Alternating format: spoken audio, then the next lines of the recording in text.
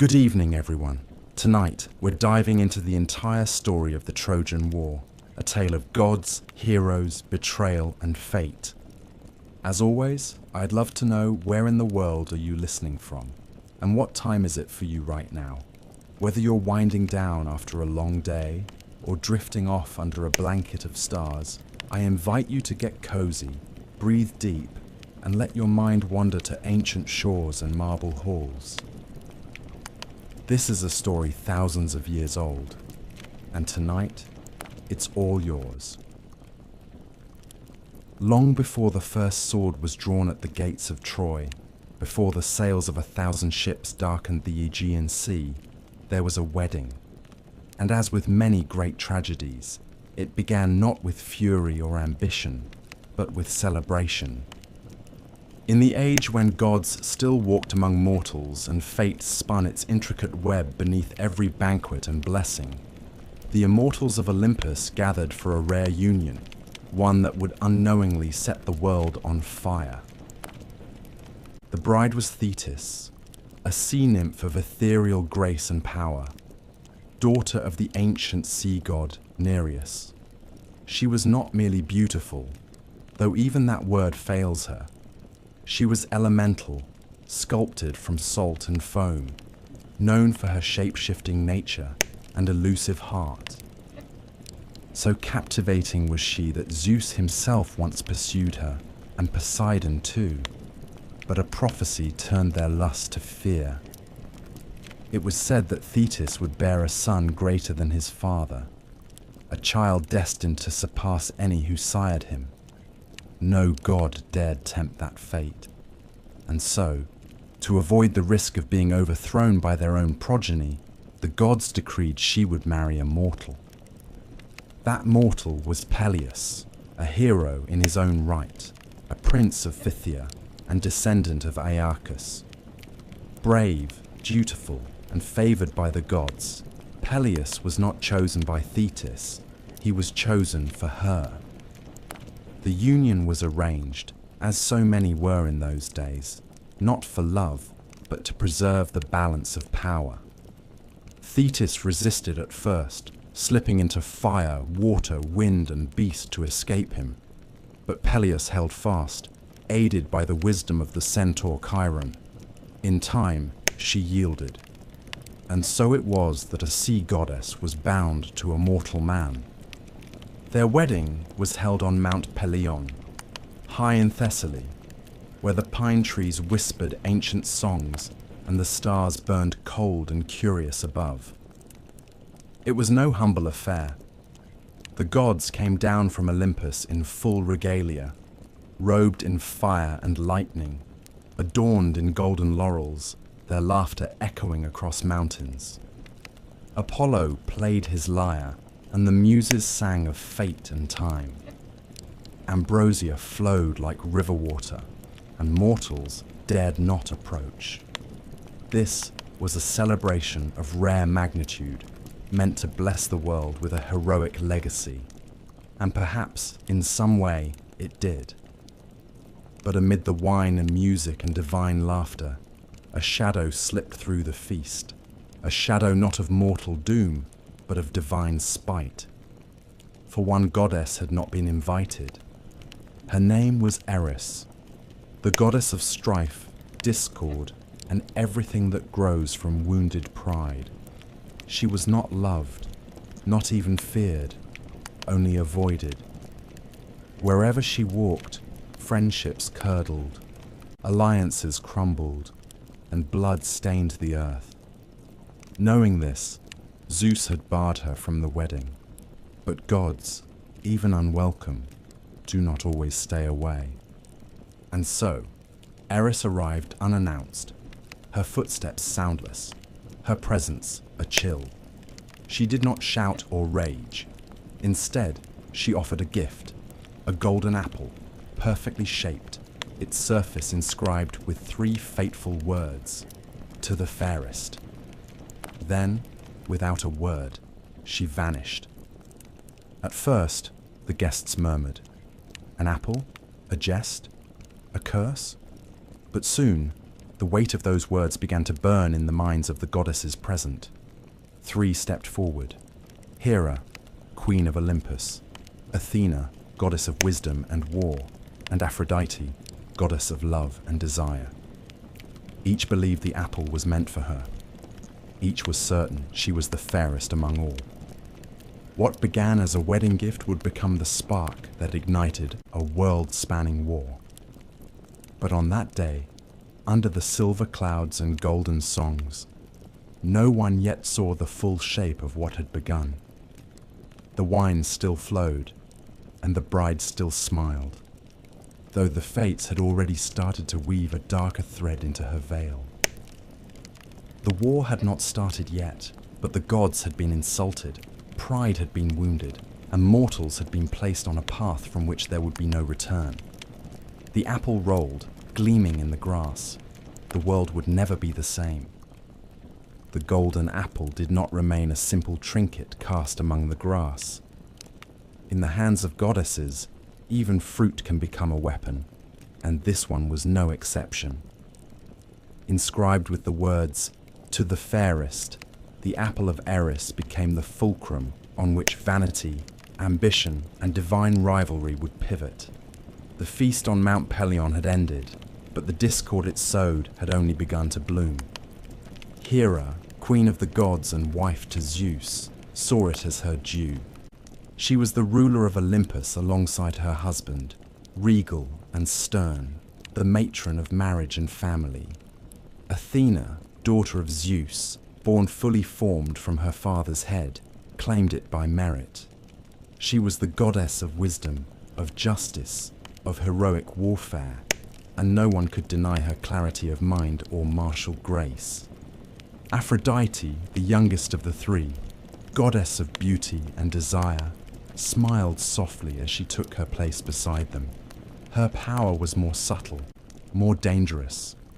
Where Hera commanded and Athena calculated, Aphrodite simply was, alluring without effort, adored without argument.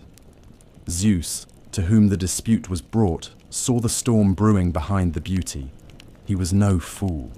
To choose among them was to court disaster, and he had no interest in provoking the wrath of either wife or daughter. With a cunning smile and a shrug that bore the weight of many wars avoided, he passed the burden on to another. "Let a mortal decide," he declared. "Let a man untouched by Olympus weigh the goddesses and judge." That man was Paris, a Trojan prince by birth, but a shepherd by life. His story was already marked by divine interference. At his birth, a prophecy foretold that he would bring about the destruction of Troy. To avoid such a fate, King Priam and Queen Hecuba ordered the child exposed on Mount Ida, left to die of cold and time. But fate is not so easily undone. A herdsman found the infant and raised him in obscurity, and so Paris grew not in a palace but among flocks, his beauty rivaling that of the gods, his charm already legendary. To Mount Ida came Hermes, the fleet-footed messenger, bearing the 3 goddesses and the gleaming apple. Paris, unaware of what he was being asked to judge, stood on a quiet hillside, the air still with the weight of something enormous.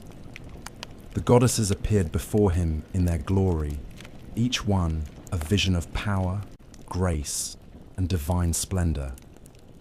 They did not simply stand before him. They made their cases, and in doing so, they betrayed the depths of their ambition. Hera offered power.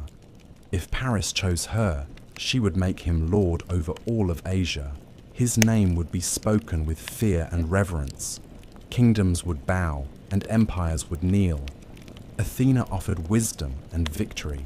She promised him a warrior's glory, eternal renown, and mastery in battle. No army could stand against him. No enemy would outthink him. But Aphrodite said nothing of war or rule. She offered something more ancient than either. She offered love. She promised him the most beautiful woman in the world, Helen of Sparta, daughter of Zeus and Leda, wife to King Menelaus, Famed for her beauty across all of Greece, Aphrodite promised that Helen would be his and that her heart would burn only for him. Paris, who had known neither throne nor glory, who had grown among the simple rhythms of a shepherd's life, did not hesitate long. He gave the apple to Aphrodite. In doing so, he earned her favor, and with it, sealed his fate. He also earned the eternal enmity of Hera and Athena, goddesses who would never forgive the slight, nor forget the consequences. That simple act, made under the soft sun of Ida, would echo across oceans and through generations. Paris had judged beauty above power, desire above wisdom, and love above war. But war would come all the same, and somewhere on Olympus, Eris would have smiled. In the city of Sparta, at the edge of the Peloponnesian hills, stood the palace of Menelaus, king of the Lacedaemonians. His throne was not as grand as Agamemnon's at Mycenae, nor his armies the largest in Greece, but his household was graced by a woman whose name had already become legend. Helen was more than beautiful. She was myth made flesh, the daughter of Zeus and Leda, said to have been born from an egg after the king of the gods took the form of a swan to seduce or ravish her mother, depending on the tale one prefers. Her face, it would later be said, could launch 1,000 ships, but in those days it simply turned heads and stirred kingdoms to jealousy. Helen had been courted by many, too many for peace to endure if one was chosen over the others. Princes and warlords came from every corner of Greece, each hoping to claim her as bride and ally. To prevent bloodshed and preserve his own position, Helen's mortal father Tyndareus, under the counsel of the clever Odysseus of Ithaca, had all suitors swear a binding oath. Whosoever won Helen's hand, the others would defend that union, and should anyone dare to take her from her husband, all swore to wage war in her husband's name. That oath, made lightly by men still hoping to win her, would one day bind them all to ruin. Menelaus won her hand. He made her queen of Sparta, and by most accounts she was not unhappy. They had a daughter, Hermione. Their lives, if not extraordinary, were stable and admired. But then Paris arrived. The Trojan prince came not as a raider or conqueror, but as a guest, welcomed into Menelaus's home under the sacred laws of hospitality. The Greeks called it xenia, a bond between host and guest so holy that even the gods upheld it. To break such trust was no mere insult. It was a crime against the divine. Yet even under Menelaus's roof, with Sparta's warriors nearby and the bonds of peace in place, Paris cast his eyes upon Helen, and she did not look away. There are many versions of what happened next. Some say Aphrodite clouded Helen's mind, bending her heart to Paris through enchantment. Others claim Helen went willingly, moved by desire, by fate, or by something no one could name. A few later poets would call her a traitor, others a victim of the gods, but none can deny what occurred. When Menelaus departed for Crete to attend a funeral, Paris acted.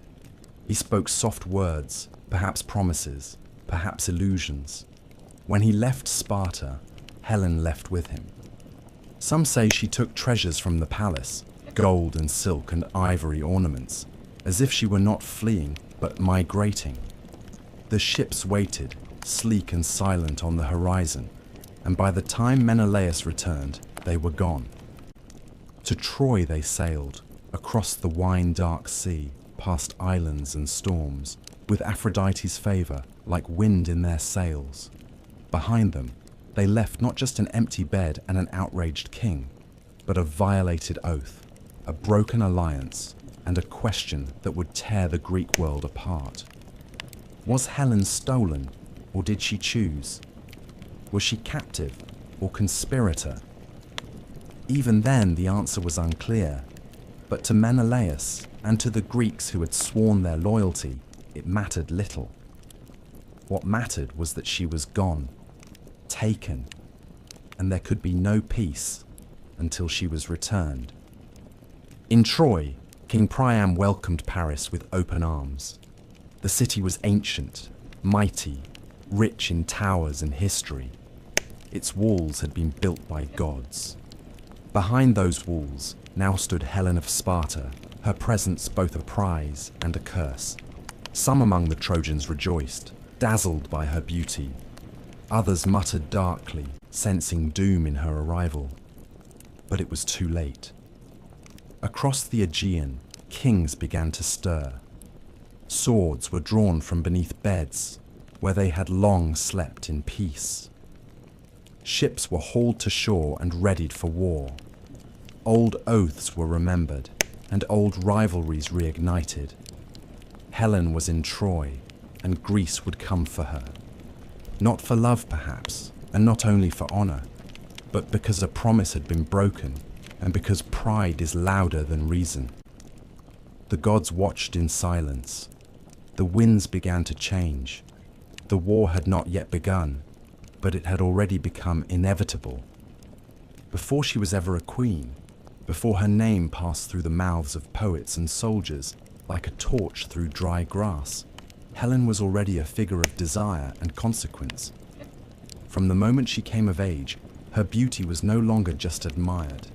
It was weaponized, spoken of in hushed awe or loud challenge across every kingdom of Greece. Kings, princes, warlords, and heroes journeyed to Sparta, not for conquest or treaty, but for the chance to court the daughter of Zeus. She was not merely the fairest of mortal women. She was the daughter of a god and the jewel of the Spartan line. To win her hand would be to gain not only a powerful alliance, but a measure of divine favor. To lose her, it was feared, could mean civil war. Tyndareus, the mortal king of Sparta and Helen's legal father, stood at the center of a storm he had no power to stop. Dozens of suitors arrived, bearing gifts, boasting of their deeds, each more eager than the last. Among them were names that would one day shape the world. Menelaus of Mycenaean blood, brother to mighty Agamemnon. Odysseus of Ithaca, clever and sharp-tongued, more reliant on wit than muscle. Ajax of Salamis, vast as a mountain and slow to smile. Diomedes, bold and pragmatic. Even Palamedes, fated to outshine Odysseus for a time in wisdom and invention. Each man sought her favor, and none were willing to concede the prize to another. Tyndareus, for all his power, found himself paralyzed. If he chose one suitor, he would offend all the others. If he delayed, the tension would break into violence. He stood not as a king, but as a man guarding a tinderbox. And so he did what the wise often do when they face a problem greater than themselves. He listened. It was Odysseus who spoke the answer. The king of Ithaca knew his chances of winning Helen were slim, and so he bargained. He asked for the hand of Penelope, Tyndareus' niece, and in exchange he would offer a solution that would spare Sparta from bloodshed. Tyndareus agreed, and Odysseus proposed an oath. Odysseus, every suitor, he said, should swear a solemn vow. They would defend the chosen husband of Helen. They would stand with him should anyone ever attempt to steal her away or threaten the bond of marriage. In return for this oath, they would accept the final choice and leave Sparta in peace. One by one, the suitors agreed. Perhaps they believed the oath would never be tested. Perhaps they believed Helen would choose wisely, or that fate would never tempt such a breach. But they swore it all the same, their hands raised, their words carried on the still Spartan air. Helen chose Menelaus. He was not the most powerful nor the most brilliant, but he was of good lineage, and his claim was respectable. The others accepted it, some bitterly, some with feigned grace. They returned to their homes and their wars, their wives and councils, the oath already receding in memory. But oaths are living things. They wait. They sleep like seeds beneath the soil, undisturbed until storm or fire brings them to bloom. When Paris took Helen from Sparta, when the ships left under night's veil, and the sun rose on an empty bed, that ancient oath awakened, and with it, the long road to war began to rise from the dust. When Menelaus returned from Crete and crossed the threshold of his palace, he found silence waiting for him. Not the soft hush of evening, but the cold emptiness of absence. The hearth was cold, the chambers deserted, and the queen's guards stood in confusion and shame. Servants whispered of ships seen on the horizon and of foreign hands gathering treasures in haste. There was no battle, no struggle, no bloodshed. But Helen was gone, and so too was Paris of Troy, the guest to whom he had offered his roof, his table, and his peace. Menelaus stood stunned. Not only had he lost his wife, he had lost her to a man who had shared his salt, drunk his wine, and slept beneath his protection. It was not merely an insult, it was a violation of the sacred code that bound mortals and gods alike. The law of hospitality, revered across all of Greece, had been torn apart in his own home. For a man of pride, the injury was unbearable. For a king, it was a summons to action. He did not delay. From Sparta, he rode to Mycenae, where his brother Agamemnon ruled in wealth and iron, a king of greater reach and darker ambition. Though their blood was the same, the two men were different as storm and stillness. Agamemnon was a warlord by nature, always seeking to extend his grasp, to unify the squabbling Greek kingdoms under a single banner, his own. The abduction of Helen offered not only a cause for vengeance, but a pretext for conquest. And so, when Menelaus stood before his brother and spoke of Paris, of Troy, and of the oath sworn by Helen's former suitors, Agamemnon listened with growing interest. Together they summoned the kings of Greece. Messengers were sent to every coast and island. Riders thundered through olive groves and mountain passes.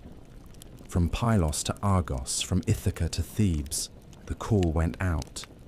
The suitors who had once pledged their swords in peace were now called to honor their word in war. The oath that had slept in comfort now demanded sacrifice. Some responded at once, eager for glory or duty or the thrill of battle. Others hesitated, bound by their own troubles or wary of distant vengeance. Not all were willing. Not all believed Helen worth the blood of thousands. And yet, the oath held power. It was spoken in sacred trust, and to break it would stain not only a man's honor, but his legacy. Reputation in the Greek world was no small thing. It was the shield against time, the echo a man left behind when his bones turned to dust. And so they came. Ships were readied. Armor was reforged. Young men were summoned from fields and halls, told they would sail to a city they had never seen, for a queen they had never met. And behind it all stood Menelaus, cold with fury, and Agamemnon, already imagining not just the rescue of a brother's wife, but the crowning of himself as the high king of all Greece. But the road to Troy would not be swift. Heroes still lingered in hiding. Prophecies had yet to unfold. The gods, though watching, had not yet taken sides. The winds remained still. The storm was gathering, but its full force was still to come. The task of assembling the Greek coalition was not a simple matter of summoning warriors and launching ships. Greece in that age was a land of many kingdoms, each proud, each ruled by its own laws and lineages. There was no central throne to command them. only an ancient network of alliances and rivalries, blood ties and broken pacts. To call upon the kings and warlords of such a fractured land required not only force and reason, but cunning, patience, and persuasion. Menelaus had the cause, but it was Agamemnon who had the will and reach to forge these many blades into a single sword. One by one, the lords of Greece were summoned to fulfill the oath they had once made in Sparta. Many remembered it well, though some had made it only out of vanity or political gain. Nestor of Pylos, already aged but wise beyond measure, answered without hesitation. He had fought in wars before and saw in this one the last great chapter of his life. Ajax the Greater came from Salamis, a mountain of a man whose strength on the battlefield was matched only by his honor. Diomedes of Argos answered as well, young but already famed for his valor. Menestheus came from Athens, Idomeneus from Crete, and many others from lands whose names are now known more from poetry than memory. But two names stood apart from the rest. Two men whose fates would shape the war more than any other. One was the clever king of Ithaca. The other was the greatest warrior the world had ever known. Odysseus had no desire to fight in the war. Though he had helped devise the oath of Tyndareus, he had done so only to secure Penelope's hand in marriage. Now that he had her, along with a newborn son, Telemachus, he saw no honor in leaving his family to pursue another man's quarrel. When the messengers came to Ithaca, Odysseus feigned madness. He yoked a donkey and an ox together and began ploughing his fields with salt, muttering nonsense and avoiding all mention of Troy. But cleverness, even when it plays at madness, cannot long deceive those who know how to look. Palamedes, a rival in wit and ambition, placed the infant Telemachus in the path of the plough.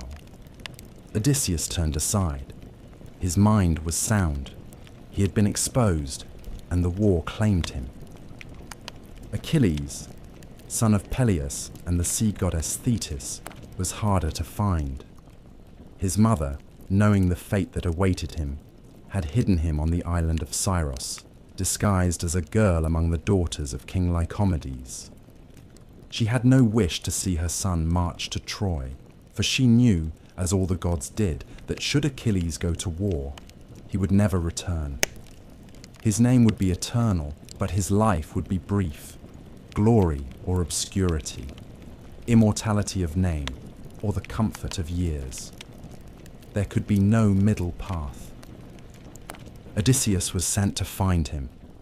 Arriving at Scyros with gifts and wares, he laid them before the women of the court.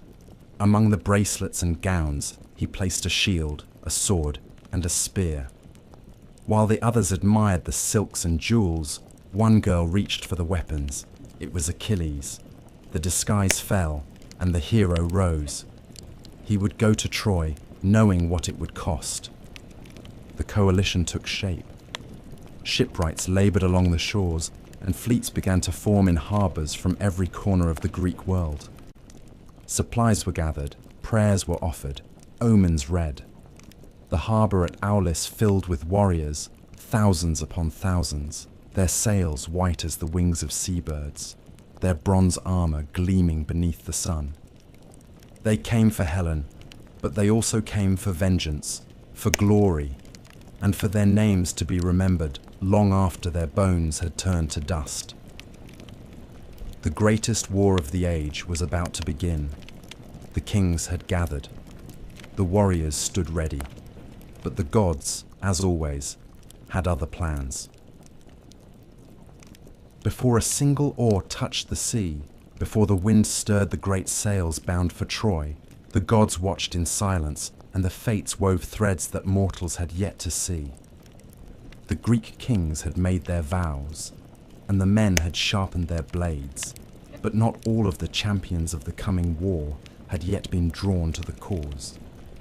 The greatest minds, and the greatest warrior, still lingered outside the tide of destiny.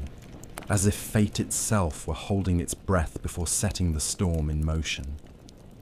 Odysseus of Ithaca was known already across the Isles as a man who wielded words as deftly as others wielded swords. His mind was sharp as flint, and his tongue could turn the hearts of men more quickly than steel could part their flesh. Yet even he, for all his cunning, had tried to avoid the war. He had made the oath of Tyndareus as a bargain, not a conviction, and when the call came, he had no desire to leave his quiet island, his young wife Penelope, or his infant son Telemachus. His palace was modest, but it was his own. He had no need for Helen, nor any hunger for the blood and smoke that would come of her. When the messengers arrived, Odysseus greeted them not as a soldier, but as a madman. He yoked a donkey and an ox to a plough, sowed salt into his fields, and muttered nonsense as if his mind had cracked. But clever men often meet their match in other clever men. Palamedes, sent by Agamemnon to recruit him, saw through the act. He placed Telemachus, the infant son of Odysseus, directly in front of the plough's path. Odysseus halted at once. His madness was undone, his mask discarded, and though he did not weep, those close enough to see him said there was a sorrow in his eyes that no poem has ever fully captured. He left his home. He kissed his wife and cradled his son, and he boarded the ship that would take him away from Ithaca. Though he would one day return, that journey would become legend, a second Odyssey to match the first. But that story was still far in the future. For now, Odysseus had committed himself to a war not of his choosing, and he would not return the same man who had left. Achilles was another matter entirely. If Odysseus was the mind of the Greeks, Achilles was their fire. Born of a mortal king and a sea goddess, raised in the cave of the centaur Chiron, he was swift and radiant and deadly. Even as a boy, he had the bearing of a hero from an older age. Yet his mother Thetis, wise and prophetic, knew too well what the war would demand. It had been foretold that Achilles would either live a long life of obscurity or die young with his name remembered forever. And Thetis, like any mother, wanted her son to live. To hide him from the war, she sent him to the island of Scyros, where he was disguised as a girl and hidden among the daughters of King Lycomedes. There he lived in shadow, away from the world's eyes, even as the fires of Troy began to smoulder in the distance. But fate and Odysseus came for him all the same. Arriving on Scyros in the guise of a merchant, Odysseus laid out an array of goods before the daughters of the king. Among the jewelry and garments, he placed a sword and a spear. As the women admired the silks and golden combs, one of them reached not for the bracelets, but for the blade. That hand was not a maiden's. It belonged to Achilles. With his disguise cast aside, Achilles did not hesitate. The call to war stirred something fierce in him. He had been raised for this moment. He would go to Troy, though he knew the cost. He would win glory that would never fade, though his life would burn swiftly and be gone. Thetis wept, but she could not stop him. No goddess, however powerful, can unweave what the fates have spun. With Achilles came his companion Patroclus, exiled from his homeland for the blood he had spilled, yet bound to Achilles by a love stronger than brotherhood. Together they joined the gathering host at Aulis, where ships waited on the shore and omens whispered through the windless sky.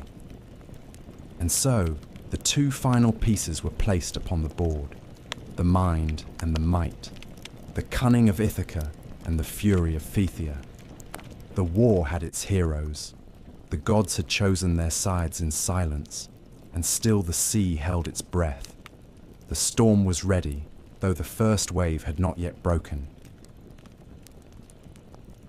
The ships stood waiting at Aulis, row upon row of black hulls drawn upon the shore, their sails furled, their masts rising like a forest of dead trees against the sky. Thousands of warriors had gathered, kings and their armies, servants and seers, horses and weapons, all assembled with purpose and fury. But the sea remained still. The winds would not come. Days turned to weeks, and the tide did not change. The oarsmen watched the horizon. The soldiers grew restless.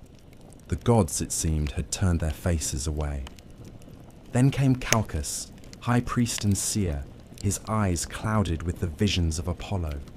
He told them that the goddess Artemis had been offended, her wrath stirred by blood and arrogance. Some say Agamemnon had boasted he was a better hunter than the goddess herself. Others speak of a sacred stag slain upon her altar, or of an unoffered prayer. The cause mattered little.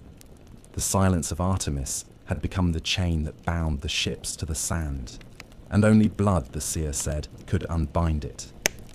The winds would not return unless Agamemnon gave his daughter to the goddess. Her name was Iphigenia.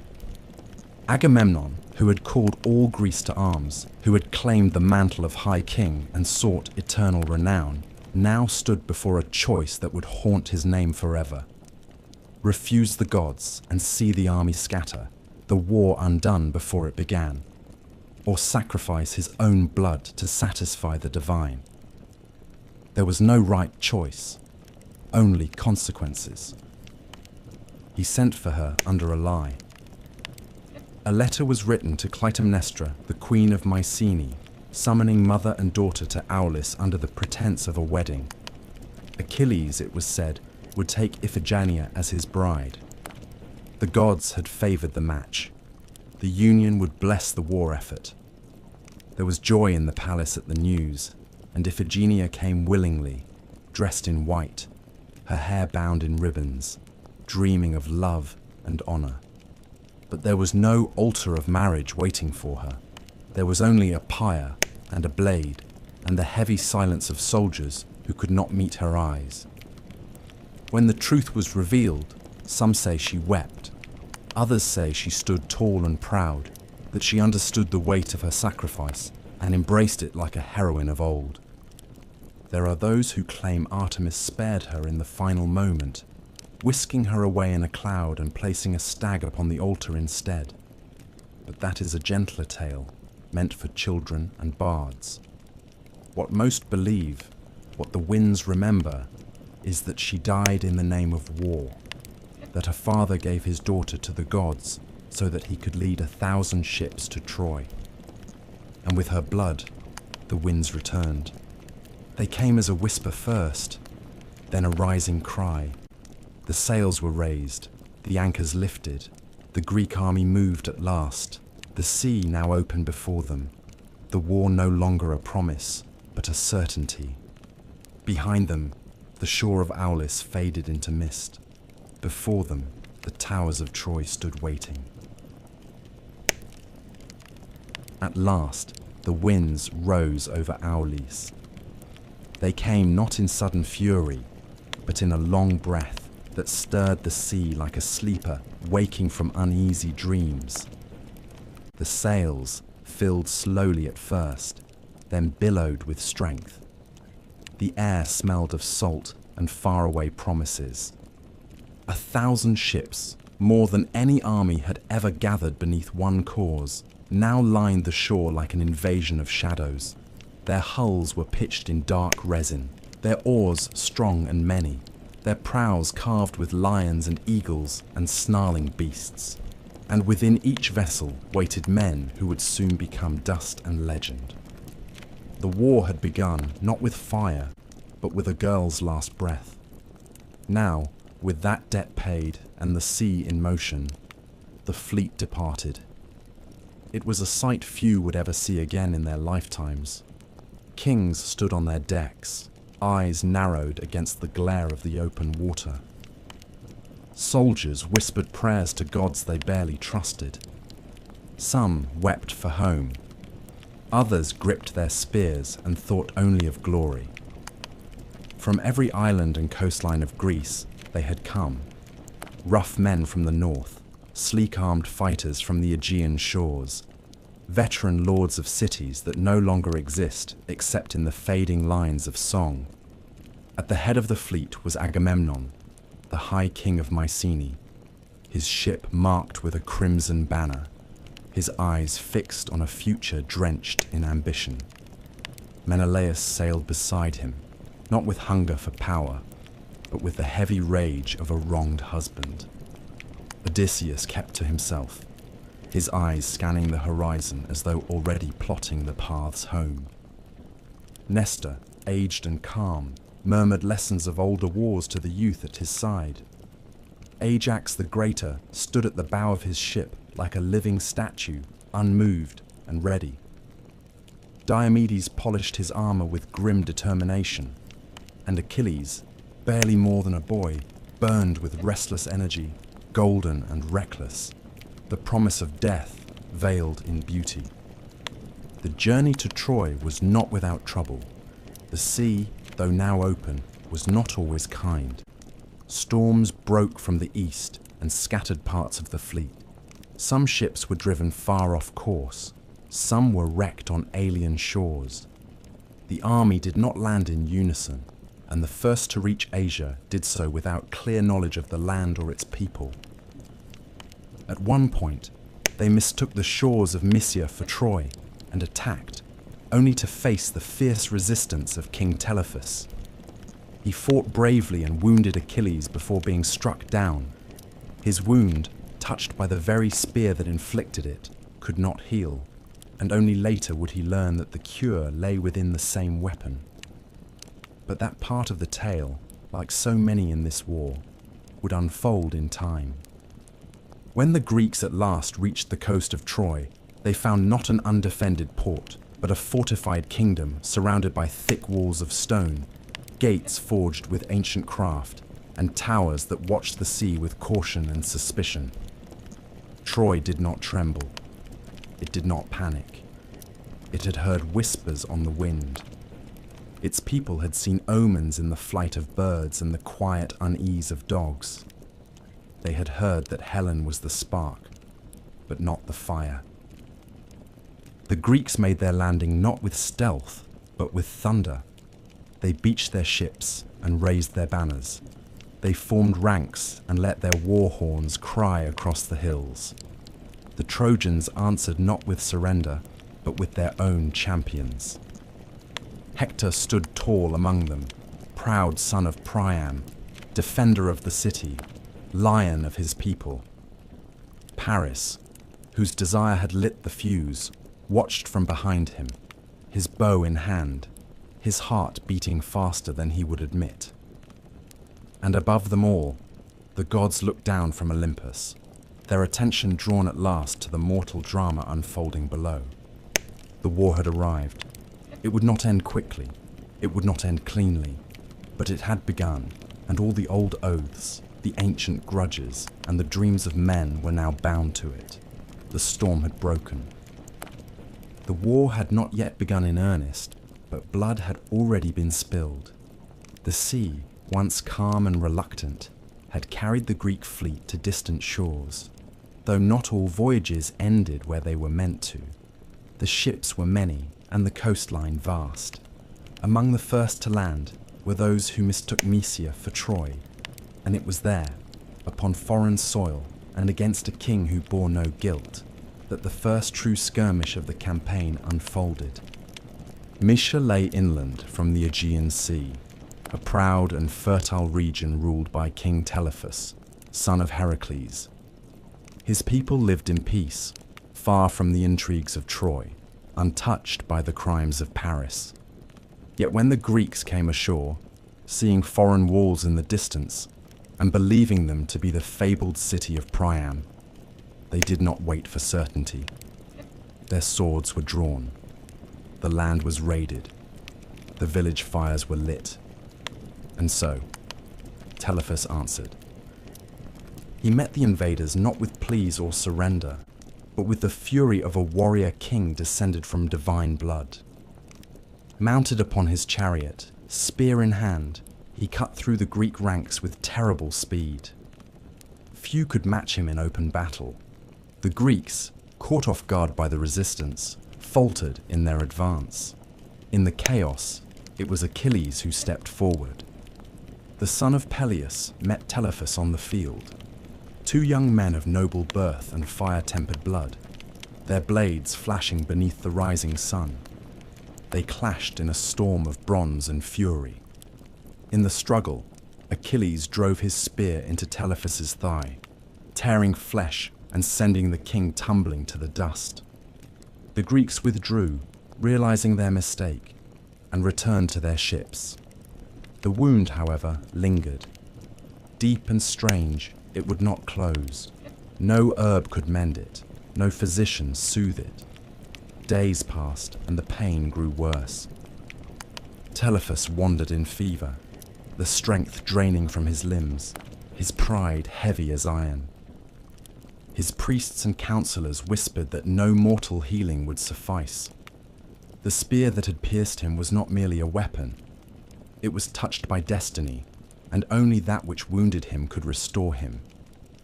So Telephus sailed, not as a king returning from victory, but as a suppliant crawling to the enemy's feet. He came to the Greek camp in disguise, hooded and limping, and found Agamemnon and Odysseus seated in war council.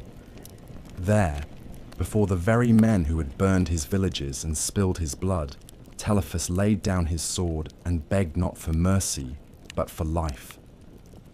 It was Calchas, the seer, who spoke the truth. The wound could only be healed by the hand or weapon that had made it.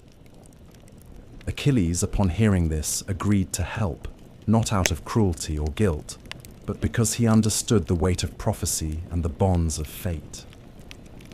Scraping rust from the point of his spear, he applied it to the wound. The bleeding stopped, the skin began to mend, and Telephus stood once more. Gratitude in the ancient world was never offered lightly, especially by kings. In exchange for his healing, Telephus promised knowledge. Though he had no loyalty to Troy, he knew the lay of the lands, the tides, the inlets, and the roadways. He would guide the Greek fleet, show them the true path, and in doing so, lead them at last to the gates of Troy. So the Greeks learned their first lesson of the war. Not all battles would be won by strength. Not every enemy would remain an enemy. And not every road to Troy would be straight. Even now, the gods watched. Even now, the web thickened. And the war, though still young, was learning to speak in the voice of tragedy. Guided at last by Telephus, the Greeks set their sails for the shores of Troy, not with haste, but with a solemn weight. The sea stretched wide and endless before them, but the coastlines no longer misled them. They passed the familiar coves and headlands, and entered waters they had only heard of in stories. At the mouth of the Scamander River, where the earth rose into slopes and the horizon revealed the glimmer of high stone walls, they saw Troy for the first time. The city stood proud upon the plain, its towers tall and unyielding, its gates closed but not afraid. Smoke rose from its hearths, and its banners fluttered against the pale sky, untouched by fear. The Greeks had come at last, but Troy did not tremble. The landing was swift and brutal. The beach was open, but the defense was not idle. The Trojans had watched the horizon and seen the sails long before the keels scraped the sand.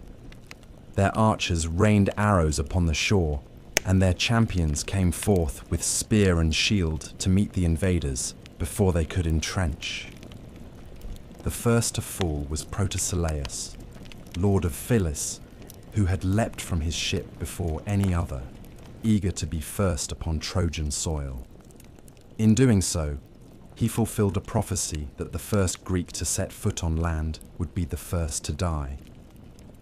His death was remembered not for the battle it marked, but for the omen it carried. This would not be a swift campaign. The gods had taken their share from the very beginning. The Greeks pushed inland and clashed with the outer defences, but Troy itself remained closed to them.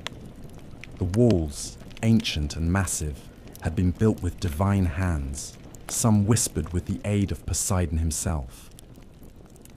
Behind them, Priam ruled with wisdom and sorrow, and Hector stood ready, the pride of his people, beloved by all.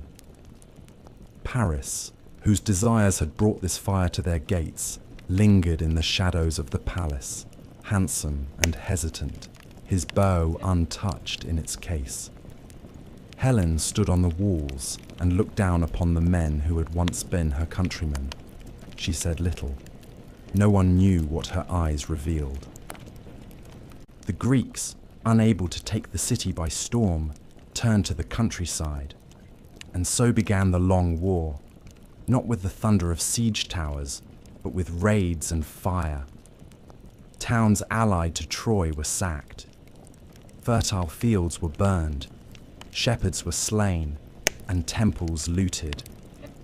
The Greeks set up camp along the coast and sent their warriors into the surrounding lands.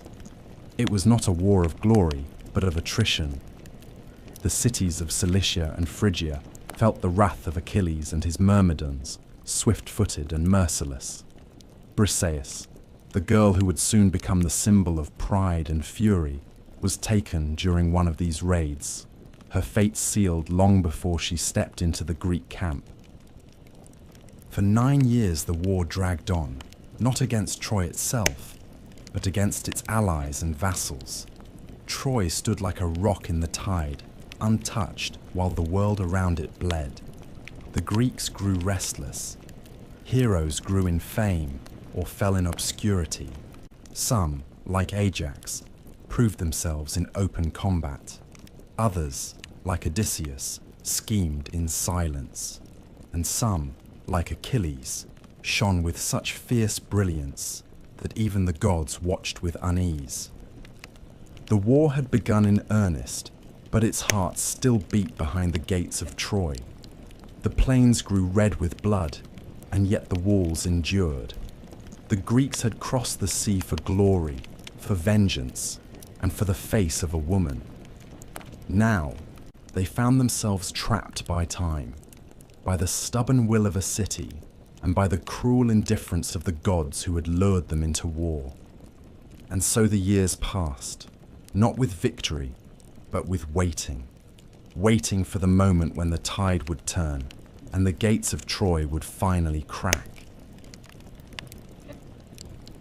By the 10th year of the war, the plain before Troy had become a graveyard of heroes. The walls of the city still held firm, and the Greeks, for all their ships and swords, had not yet breached them. The tide of battle shifted with the seasons. Some years brought skirmishes and victories. Others were filled with illness and windless days.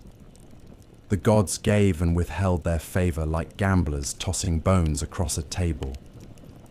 And in the long shadow of that unbroken stalemate, tempers flared, rivalries deepened, and pride began to fester.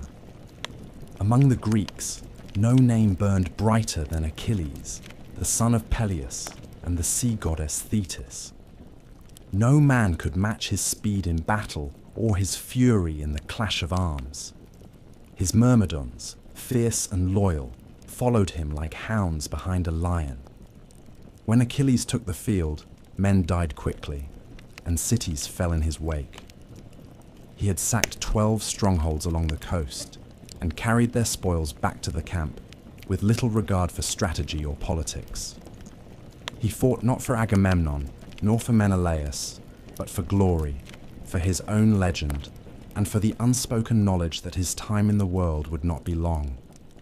It was during one of those raids that Briseis was taken. A princess of Lyrnessus, wife to a slain priest and daughter of noble blood, she was given to Achilles as a prize. But what began as a gift soon became something more. Achilles kept her in his tent, not as a servant, but as a companion, and the men whispered that the great warrior had found affection, even tenderness, within the rage that so often consumed him. Briseis said little, and history does not record her feelings with certainty, but those who saw them together said that Achilles grew softer in her presence, as if some part of him remembered the world before war. Agamemnon, meanwhile, brooded in the heart of the camp.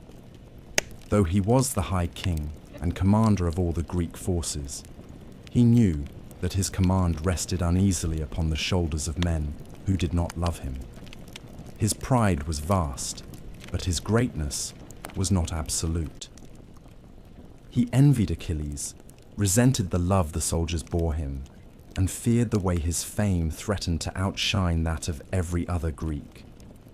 When his own prize, the daughter of a Trojan priest named Chryseis, was taken from him by the will of Apollo, Agamemnon's rage turned not against the gods, but against the one man in camp whom he could not control. He demanded Briseis. The act was bold and cruel, not because he desired the girl, but because he wished to wound the pride of Achilles. And the wound was deep. Achilles did not draw his sword, though many feared he would. He did not strike Agamemnon, though his hand trembled with the urge. Instead, he withdrew. He left the battlefield and returned to his ships. He vowed not to raise his spear again in this war, not for Helen, not for Agamemnon, not for any cause born of lies and arrogance. Without Achilles, the Greeks faltered. They did not know it yet, but they had lost more than a warrior. They had lost their fire, and in the silence that followed his retreat, the war began to shift. The balance tilted, and the gods watching from Olympus began to smile. The years had worn down the men, but pride had not softened. In the shadow of stalemate, bitterness grew, and even the mightiest of warriors began to turn their faces away from the war they had once chased like a dream. With Achilles withdrawn to his tent, and the Myrmidons idle beside their ships, the war fell into a strange quiet. The Greeks still held their camp upon the beach, and sent out small raids into the surrounding countryside, but the heart of their army no longer beat with strength. The Trojans, sensing the shift, began to press outward beyond their walls. Where once they had remained cautious, now they grew bolder. Skirmishes erupted along the plain, and more than once the Greeks were pushed back toward the sea, their fortifications tested, their courage questioned. The absence of Achilles did not go unnoticed within the halls of Troy. Priam, old and wise, urged caution. He had lived long enough to know that fortune changes faster than wind on the water. But Hector, his eldest son and the city's greatest defender, saw in the withdrawal an opportunity to press the enemy, to remind the Greeks that Troy still had teeth. Hector had no illusions about the war. He did not crave it, nor take joy in killing. He fought for his city, for his wife Andromache and their infant son Astyanax, for the old king who still sat the throne, and for the gods who watched silently from the heights of Mount Ida. With Achilles gone from the field, Hector struck with swift precision. He led attacks not only against the Greek lines, but deep into the enemy's morale. To halt this growing threat, the Greeks turned to diplomacy. Odysseus, ever the master of words, was sent with Phoenix and Ajax to plead with Achilles. They found him in his tent, surrounded by stillness, his armor untouched, his spear leaning against the wall like a relic of a forgotten self. He listened as they spoke. He heard their arguments, their flattery, their promises of wealth and glory. They begged him to return, to save the Greeks from ruin, to reclaim the honor stolen by Agamemnon. But Achilles, though moved, did not rise. He spoke of betrayal, of a heart made cold by insult, of a war no longer worth the blood it cost. He would not fight, not for Agamemnon, and perhaps not even for Greece. Meanwhile, the war outside his tent grew crueler. Without Achilles, the Greeks were vulnerable, and the Trojans grew more daring. Sarpedon, son of Zeus and king of Lycia, arrived with his forces and struck terror into the enemy lines. He fought like a man who knew the hour of his death but cared nothing for it. Aeneas too proved himself, cousin to Hector and Paris, and a warrior who would one day carry the last ember of Troy far to the west. The gods took sides in secret and in open. Athena guided the spear arms of the Greeks. Apollo stood beside the Trojans. Hera whispered fury into the hearts of commanders. Artemis and Ares chose their favorites without warning. The battlefield had become a game board, and men were the pieces moved by divine hands. Within both camps, losses mounted. Young men who had come for glory now lay nameless in the dust. Ships that had once cut through the Aegean, like birds on the wind, now served as funeral pyres. The plains around Troy grew thick with blood and salt, and the smell of unwashed sorrow. The Greeks lost many, and the Trojans mourned just as deeply. Brothers fell beside brothers. Champions were struck down before their names could be remembered. The war was no longer a tale of shining shields and noble duels. It had become a long decay. Through it all, Achilles remained apart, his grief and rage sealed behind silence. He walked the shore at dawn, speaking to no one. And within Troy, Helen watched from the walls, her eyes tracing the lines of the horizon, searching for something no one could name. Years had passed since Paris had carried her from Sparta. The songs still called her the cause of the war, but those close to her saw something else. Not a seductress, but a prisoner. Not a prize, but a wound that refused to close. She moved through the palace like a ghost, speaking softly to Priam, keeping distance from Paris, and listening to the names of the dead with an expression that never changed. The war had not reached its climax, but the weight of it had settled across the land like ash. Heroes still stood, and gods still watched. But both sides had begun to understand what kind of war they were truly fighting. Not a swift campaign for honor and retribution, but a slow unraveling of pride, a hunger that could not be fed, a fire that would not go out. And far from the walls of Troy, deep within the soul of the greatest warrior Greece had ever known, something dark was stirring. It began not with shouting, nor with sword in hand, but with silence. Achilles, son of Thetis and prince of Phthia, had withdrawn from battle, and with him went the hope of swift victory.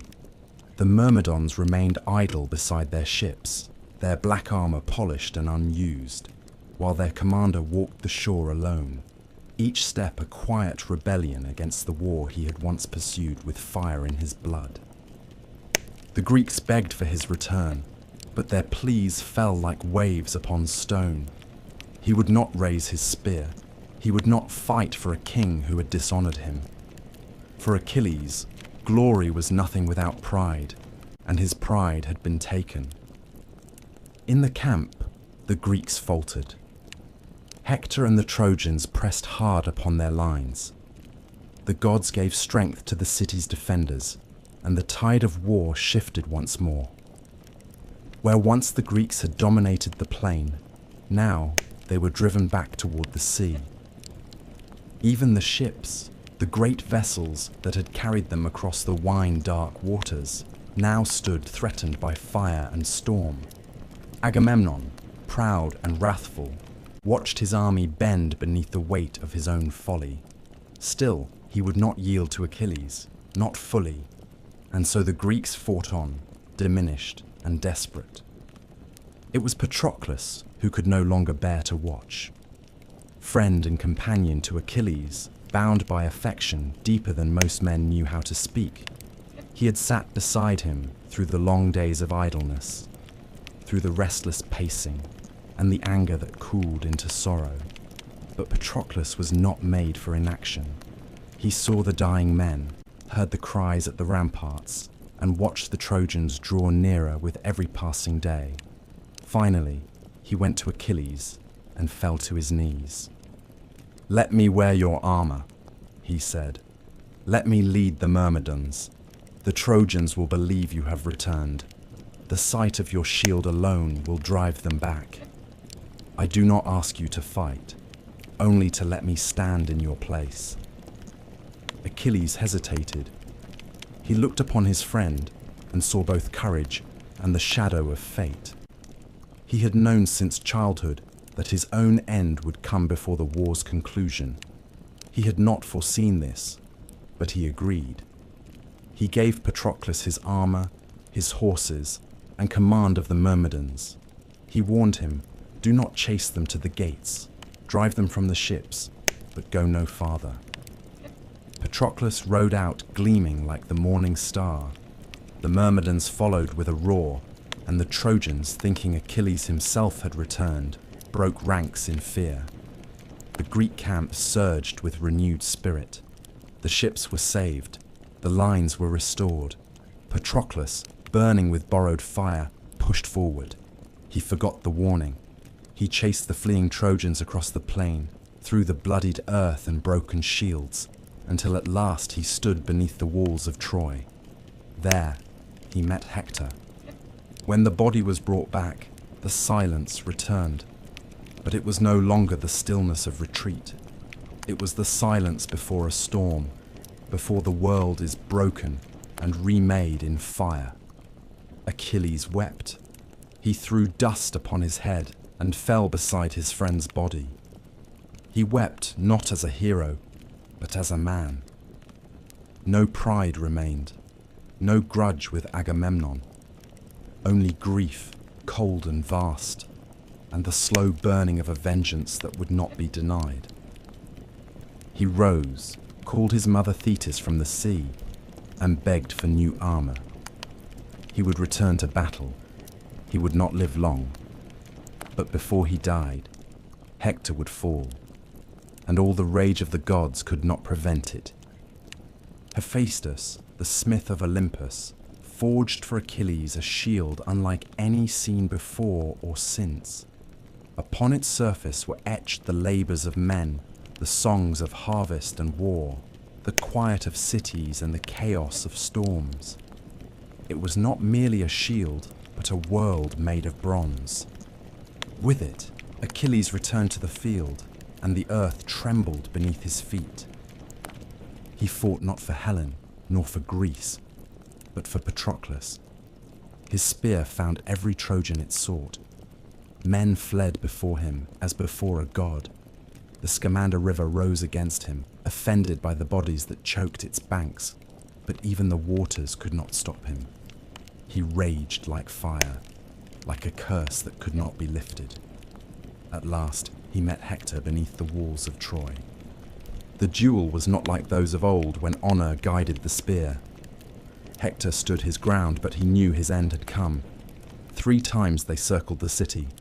3 times Hector fled, until at last Athena, in the guise of Hector's brother, deceived him and stopped his flight. He turned and faced Achilles. The two clashed beneath the cold eye of the gods, and Achilles struck the killing blow, driving his spear through the collarbone and into the dust. Even then, Hector spoke with dignity. He begged that his body be returned to his family, that it not be defiled. But Achilles, lost in rage, refused. He bound Hector's corpse to his chariot and dragged it through the dirt before the city's weeping eyes. He had avenged Patroclus, but he had also stepped beyond the line that separates men from beasts. Days passed. The anger cooled, though the grief remained. It was not until old Priam, king of Troy and father to Hector, came alone into the Greek camp, unarmed and weeping, that Achilles' heart was moved again.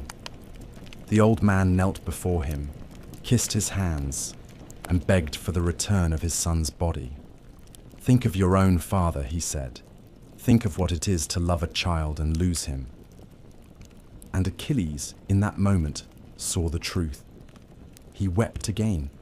He returned Hector's body, and for a brief moment, the war stood still. But it would not end. Not yet. Too much had been done. Too many fires still burned. Achilles had found his wrath, and soon he would meet his fate. There are few deaths in the long story of the Trojan War that echo louder than that of Patroclus. His name was not born for kingship, nor did he command great armies of his own, but he stood closer to Achilles than any other living soul.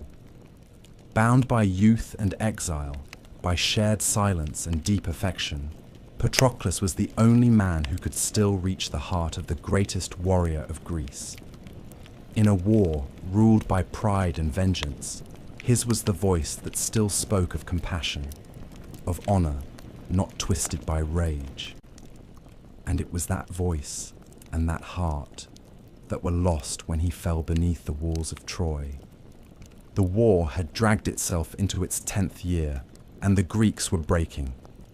Achilles remained away from the field, unmoved by Agamemnon's gifts, untouched by the pleas of kings. Each day the Trojans came closer to the ships. Each day the smoke rose higher above the camp. Men who had once sailed with dreams of swift glory now stood shoulder to shoulder in the dirt, waiting for death. Hector was relentless. The gates of Troy, once shut to all but a few, now opened daily to let its warriors spill out across the plain. The Greeks had lost their fiercest sword, and they knew it.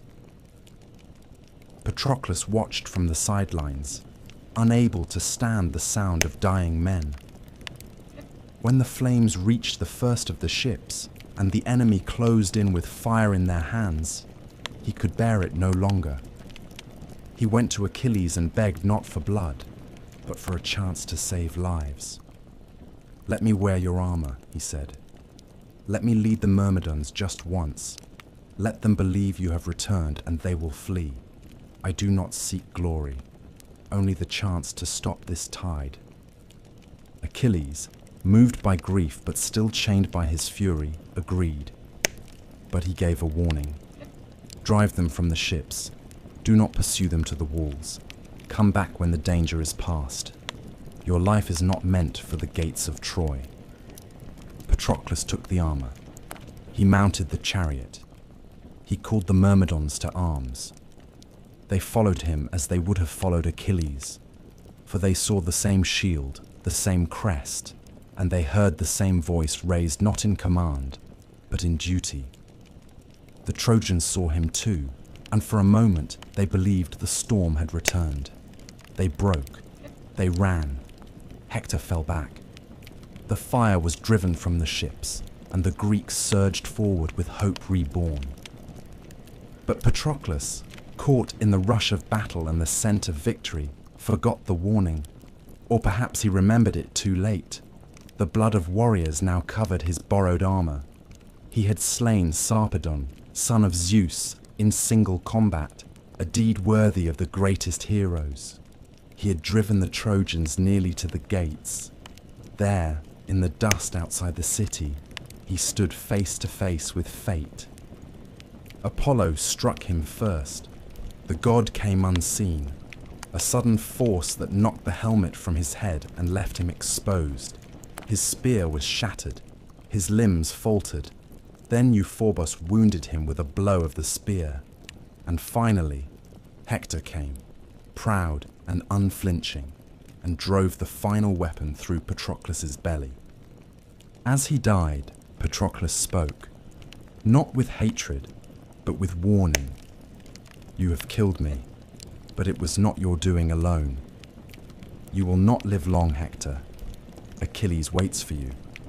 You have taken from him what he loved most. He will come for you." The body was taken from the field. fought over like a sacred prize.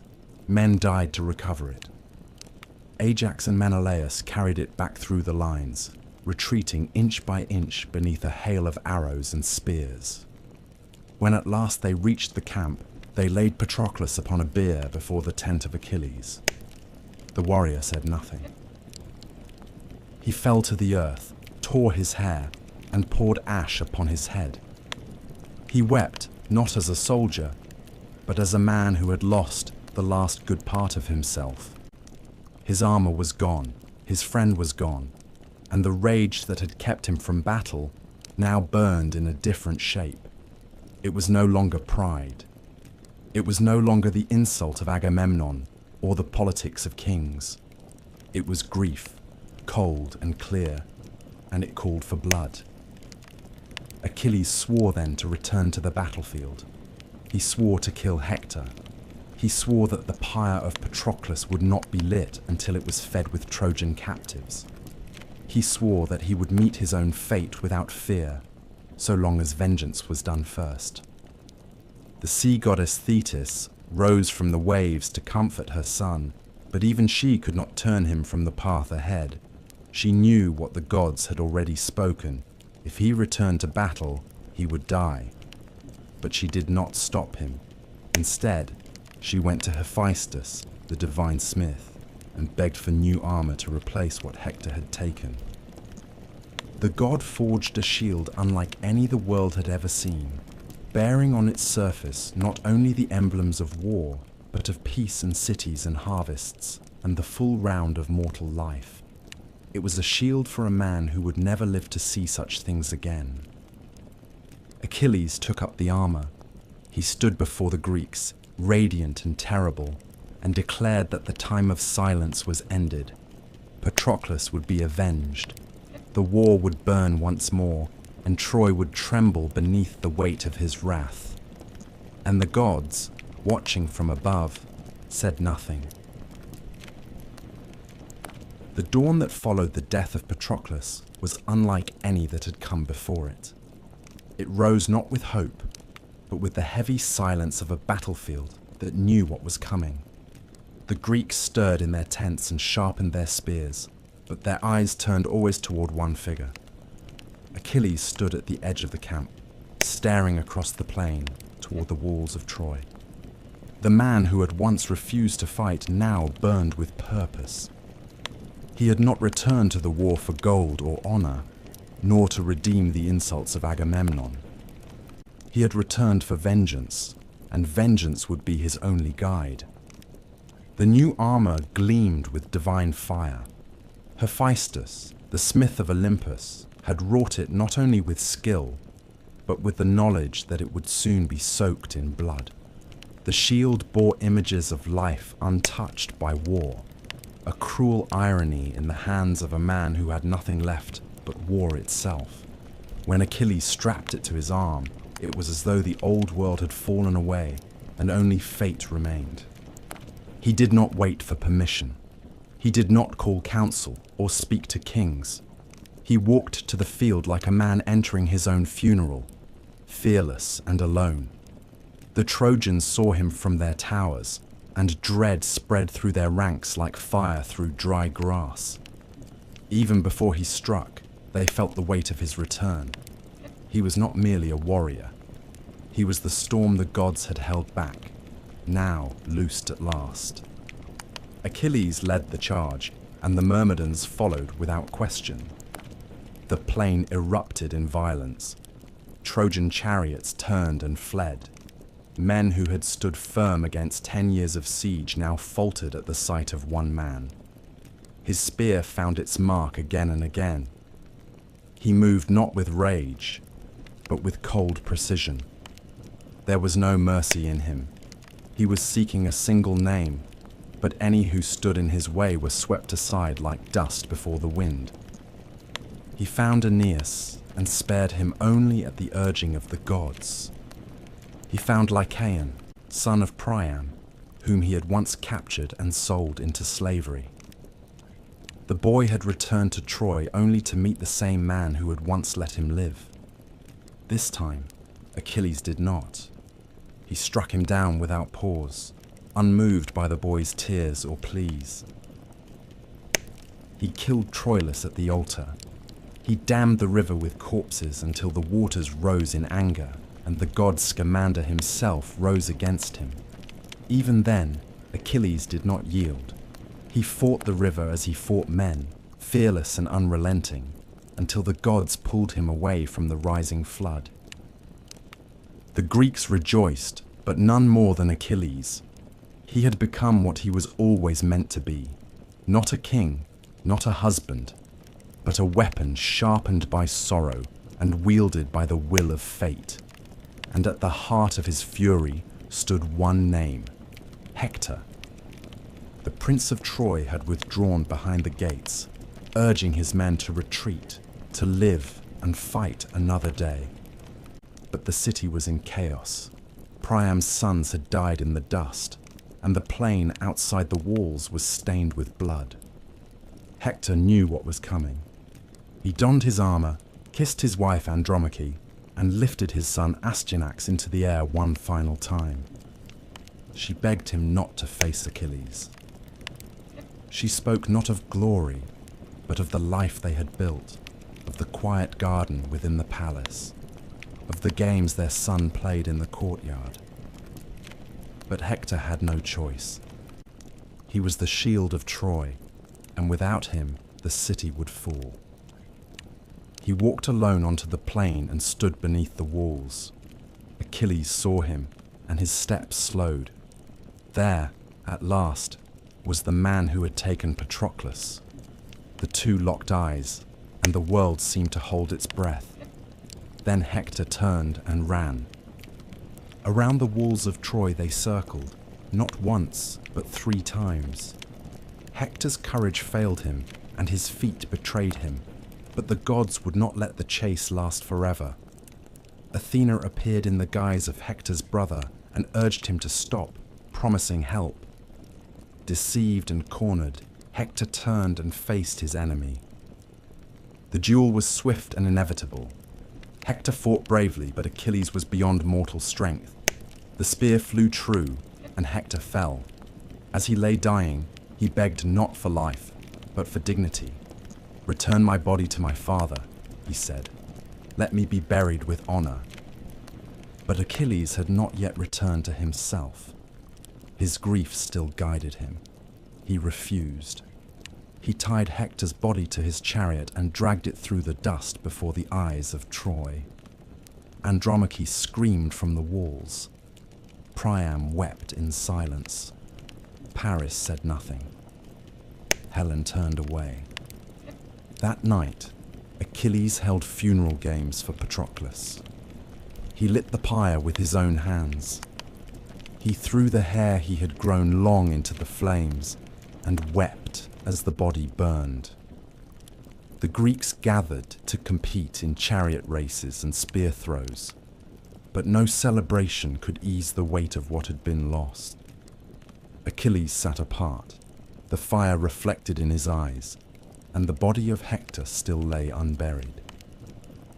It was not until Priam, aged and bent with grief, entered the Greek camp in secret that the final act of wrath came to an end. The old king knelt before the killer of his son, kissed his hands, and spoke the simplest truth. "I have done what no man has done. I have kissed the hands of the man who killed my child."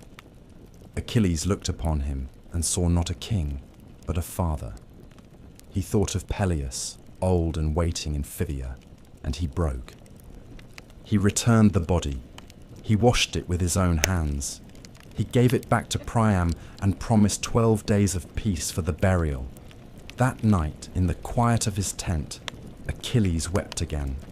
For Patroclus, for Hector, for the boy he had once been. He knew his time was short. He knew the gods would come for him. But for a moment, there was peace. The war paused. The fires burned low, and across the plains of Troy, even the wind seemed to mourn. The plains of Troy had not known quiet in many years, but after the death of Hector, the battlefield fell into stillness.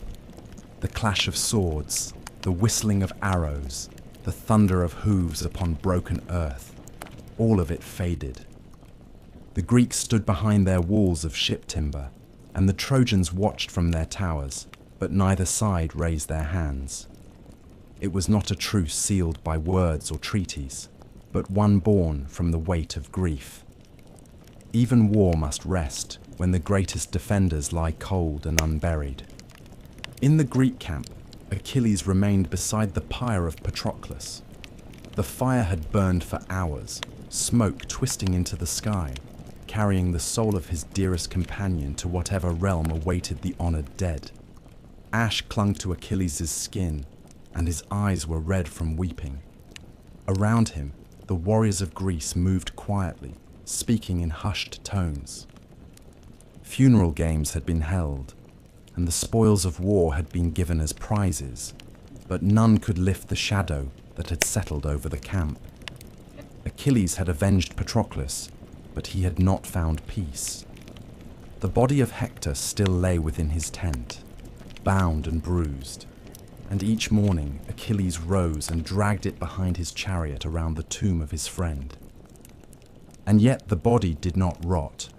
Day after day, Achilles desecrated the corpse, and yet Hector's flesh did not decay.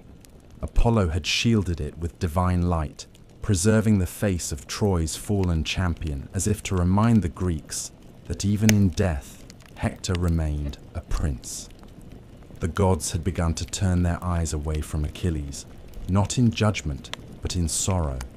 Even Zeus, who had watched the war with detachment and amusement, now stirred.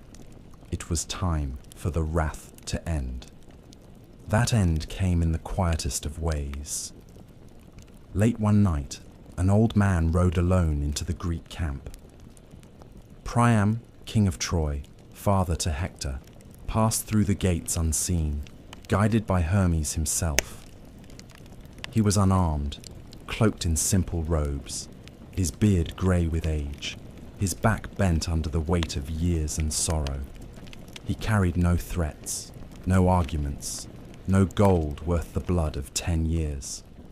What he carried was the memory of a son, and the courage that only grief can summon. He found Achilles in his tent, alone with his sorrow. The warrior did not rise when the old man entered. He did not call for guards or draw his sword.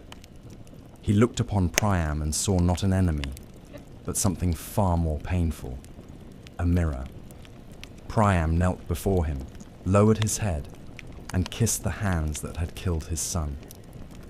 "I have done what no man should ever have to do," he said. "I have kissed the hands of the man who slaughtered my child." Achilles said nothing for a long time. The silence stretched like a wound. Then he wept. He wept for Hector, whom he had wronged. He wept for Patroclus, whom he had lost. He wept for his own father, Peleus, who waited far away in Phthia, never to see his son return. The grief of the old and the young mingled in that quiet tent, and for the first time since the ships had landed on Trojan shores, there was something like mercy. Achilles rose and lifted Priam from the earth. He washed Hector's body with his own hands. He anointed it with oil and wrapped it in linen. He returned the Prince of Troy to his father, not as a trophy, but as a man who had fought and died with honor. He promised 12 days of peace for the burial rites. No spear would fly, no sword would be drawn. The war, for a brief moment, had paused. Priam returned to the city with his son's body. The gates of Troy opened in silence. Men and women lined the streets, their heads bowed.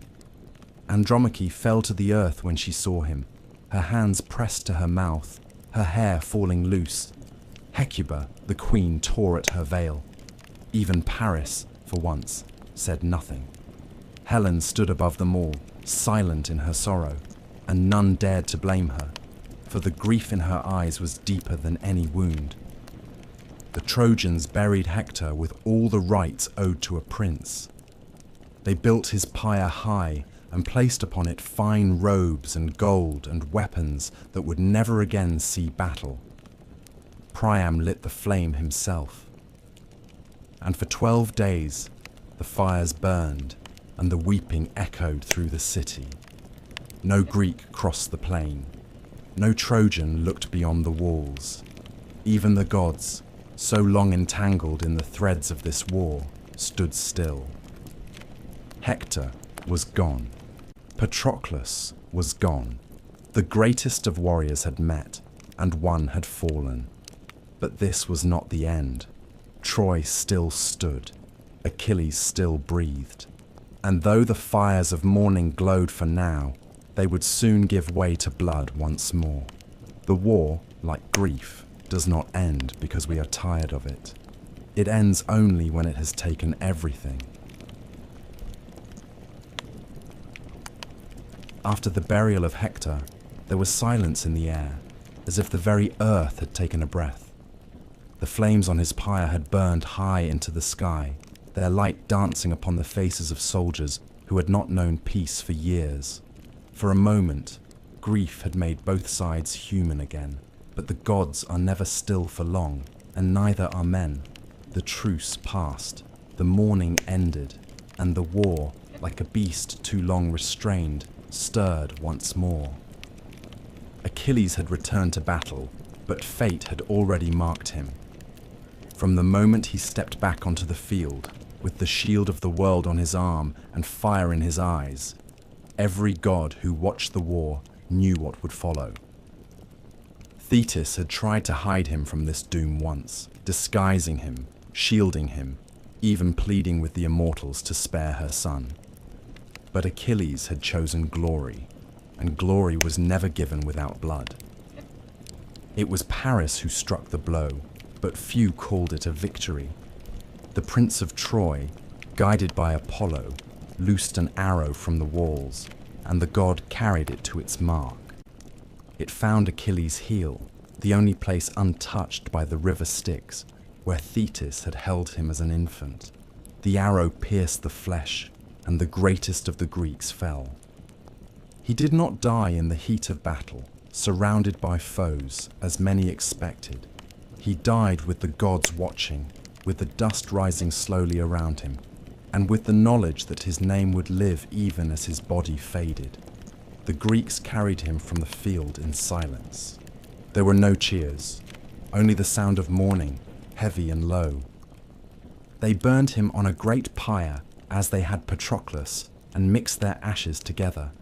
It was said that their souls were joined in death as they had been in life. A tomb was raised on the shores of Troy, a mound so high that passing ships could see it and remember the wrath and glory of the son of Thetis. With Achilles gone, the Greeks mourned not only the man, but the future they had imagined with him. He had been more than a warrior. He had been their shield, their terror, their hope. Without him, the tide of war faltered once more, but there were still those who fought, and those who burned with rival flames.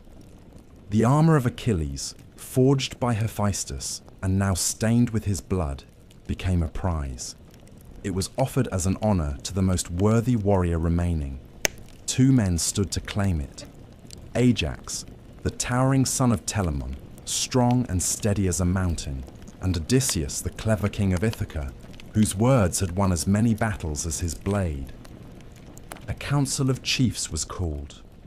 They listened not to feats of strength, but to speeches.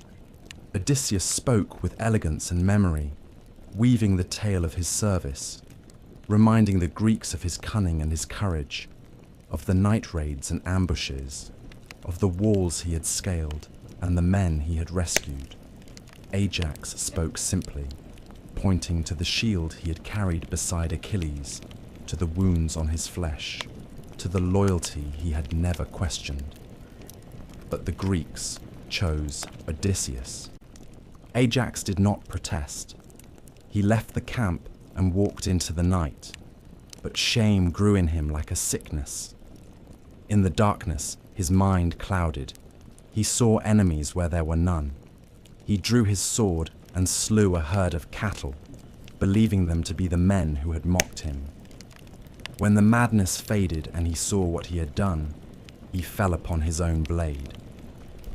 Thus died the strongest of the Greeks, not by the spear of a Trojan, but by the weight of pride and the silence of despair.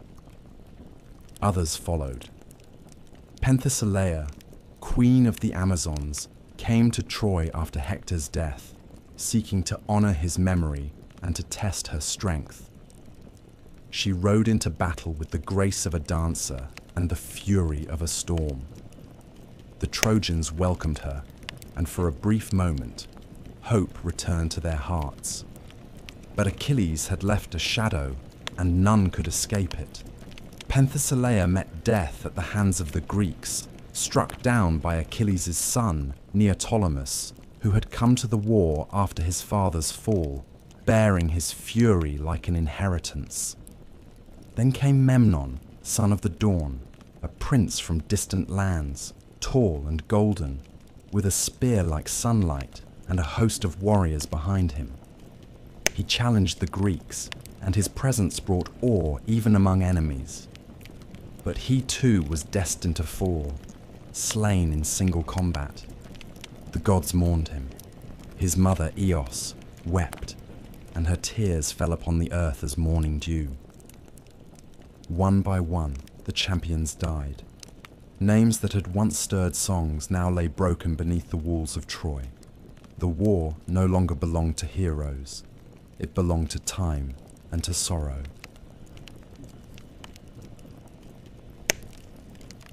The plain before Troy had been redrawn in blood so many times that the earth no longer remembered the green it once wore.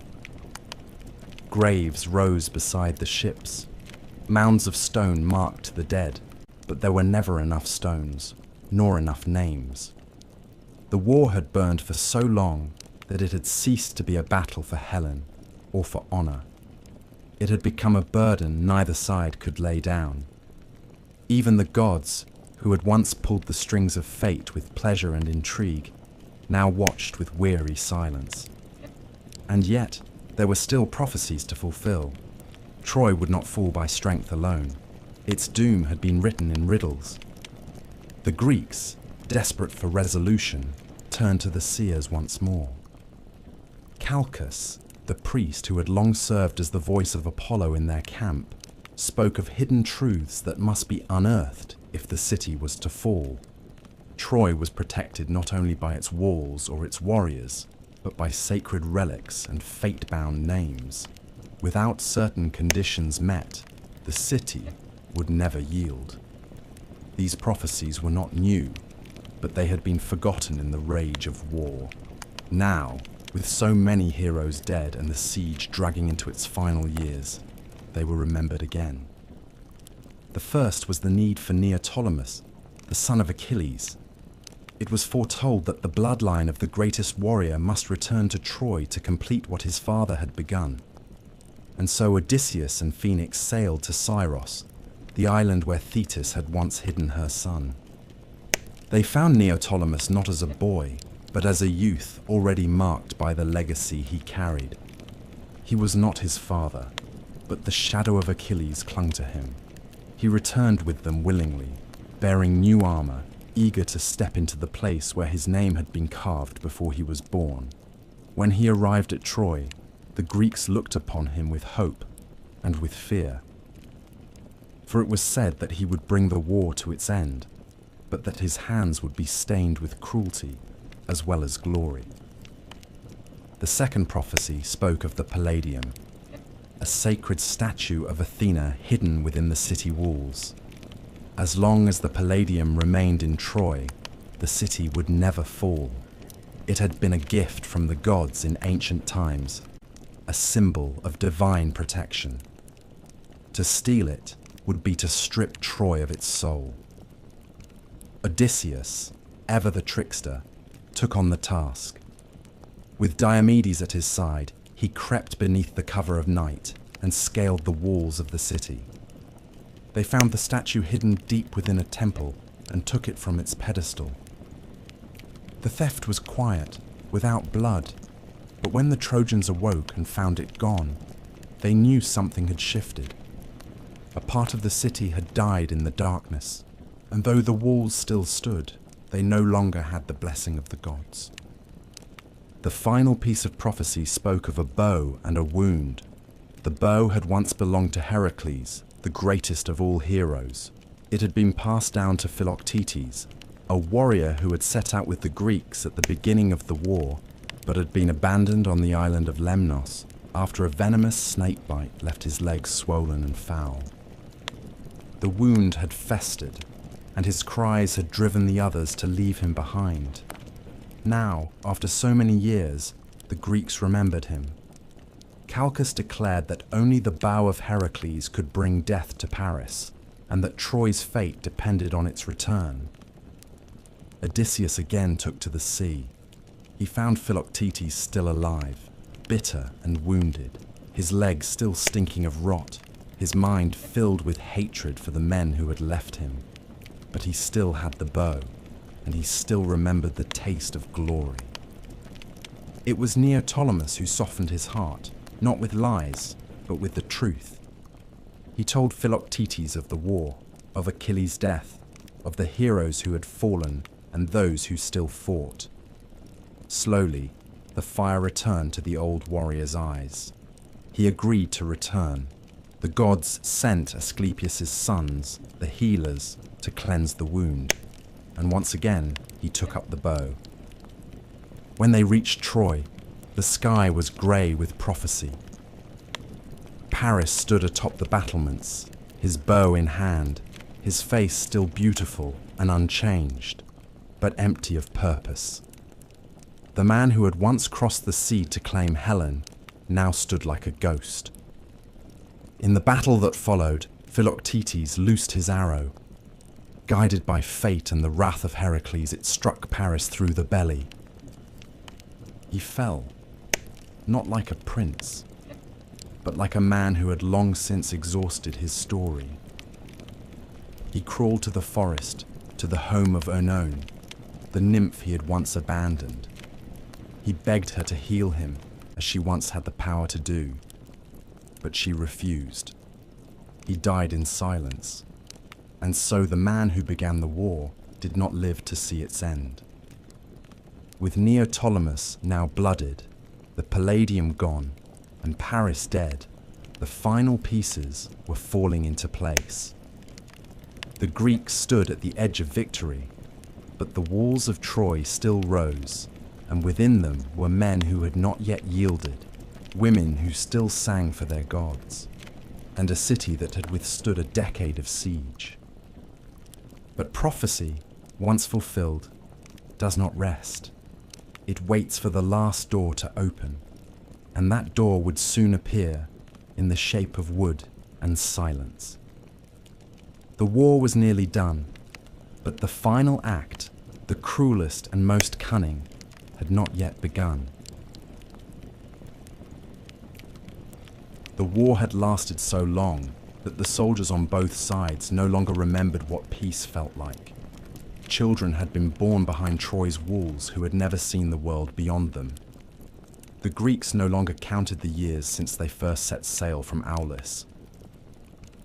The ships that lined the beach had grown weathered with time, their sails patched and their hulls darkened by salt and sun.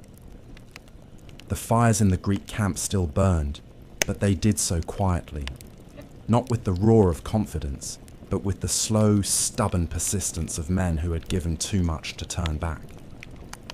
The fighting had become a rhythm, like the tide or the passing of seasons. Some days brought blood, others brought stillness. The Greeks no longer believed in a quick victory. The Trojans no longer believed in rescue. And the gods, once so active, now stood distant, their attentions turned elsewhere. Perhaps they too had tired of the slaughter. And yet Troy endured. Its walls, high and ancient, still rose above the plain. Its towers still held watch. Though Hector was gone, and Paris too, the city had not fallen. Priam, aged and sorrowful, still ruled from his high palace. Aeneas still led men in battle. Deiphobus, Helenus, and the last princes of the house of Priam still walked the halls. The heart of the city had not broken. Not yet. Among the Greeks, doubt began to grow. Men whispered that perhaps the gods had lied, that perhaps Troy could not fall. Some called for retreat, for the slow voyage home. Others dreamed of escape, but stayed out of shame, unwilling to admit they had given 10 years for nothing. It was in this weariness, this despair, that a new thought began to stir. It did not come with trumpets or in dreams, but quietly in the tent of Odysseus. He had watched the war not only with the eyes of a soldier, but with the patience of a hunter. He had studied the city, listened to its messengers, and walked among its prisoners. He knew the walls would not fall to force. Not even Achilles had breached them. And now, with the mightiest gone, no sword could do what needed to be done. But there were other weapons. The idea came slowly, then all at once. A trick. A ruse so bold it would seem madness, yet so elegant it would outlive all the battles that came before. Odysseus did not go to Agamemnon at first. He spoke instead to Epeius, a builder and a craftsman, known more for his tools than for his temper.